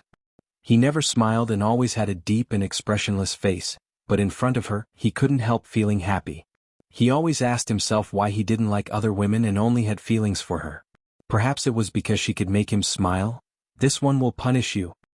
He deliberately revealed a serious face. Now, this one will punish you to return what you owe me 10 times over.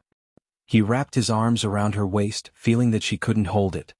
He did not dare use any strength, but he would not let her escape. Emperor, do you want to bully this commoner girl? She revealed a gentle smile. Seeing his slowly approaching face, she couldn't help feeling a bit nervous. Her heart was pounding.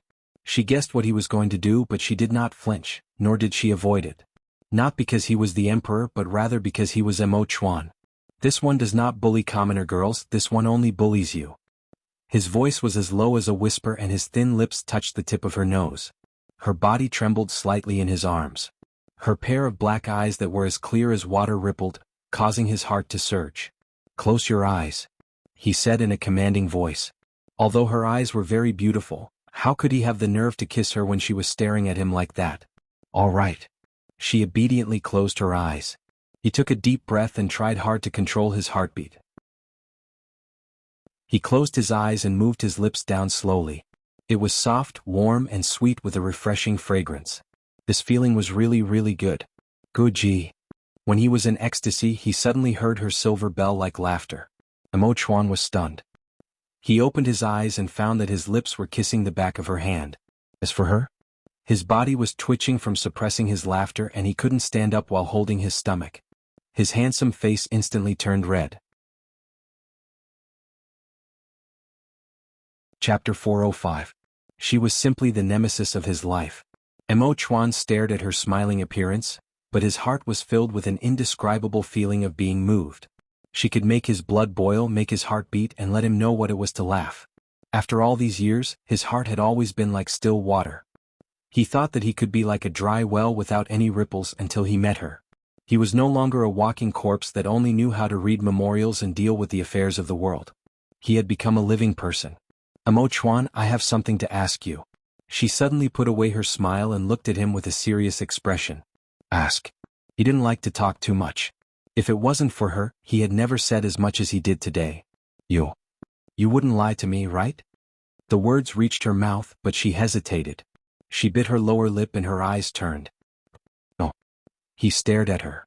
After knowing her for so long, when had he ever lied to her? All right, then I'll ask you. You. She was still a bit embarrassed. If you have something to say, then ask. He was annoyed. What did this girl want to ask? Have you ever had another woman? She was shocked and blurted out. She had wasted all this time just for this? Emo Chuan didn't know if he should be angry or amused, but he still replied in a serious manner, No, never. But doesn't the emperor have 3 palaces and 6 courtyards with 72 concubines? There are countless women in the palace, how could you not have a woman? Also, you are already 24 this year. You wouldn't have something. Difficult to say, right? What difficult to say? Emo Chuan was stunned, but then he realized what she meant. Flames of anger quickly filled his brows. He stared at her and for a moment he wanted to strangle her to death. If it wasn't for her being frightened today, he really wouldn't mind letting her personally feel if he had something difficult to say. Don't be angry, being angry means you admit it. Actually, it doesn't matter if you do. I remember there are many ways to treat this illness. And when the time comes, I'll write them all down and it will definitely cure your illness. He stared at her and his dark pupils seemed like they were about to rain. If you say another word, this one will. He said each word through gritted teeth. She couldn't help covering her mouth. This is bad, she seemed to have touched his dragon scales. I won't say it, I won't say a single word. She hammered her head in annoyance. What was wrong with her today? How could she blurt out such words? Her IQ was not online at all. It was said that the IQ of a woman in love was equal to 0. Could it be that she had really fallen for him? Did she really like him? Emo Chuan took in 2 deep breaths before spitting out the stuffy air in his chest. After being the emperor for so many years, she was the first woman who could make him so angry that even his hair stood on end. That's right, I'm afraid you won't be able to hide it for long. If the Empress Dowager finds out, she will definitely be furious. At that time, if she orders my head to be cut off in a fit of anger, then I won't be able to keep my little life. Ning quickly changed the topic. Don't worry with me here, I won't let anyone touch a single strand of your hair. He patted her head and pulled out a strand of her hair in an amused and annoyed manner. Your hair, only this one can touch. Ning did not even have time to speak before she heard a serious voice coming from outside the door.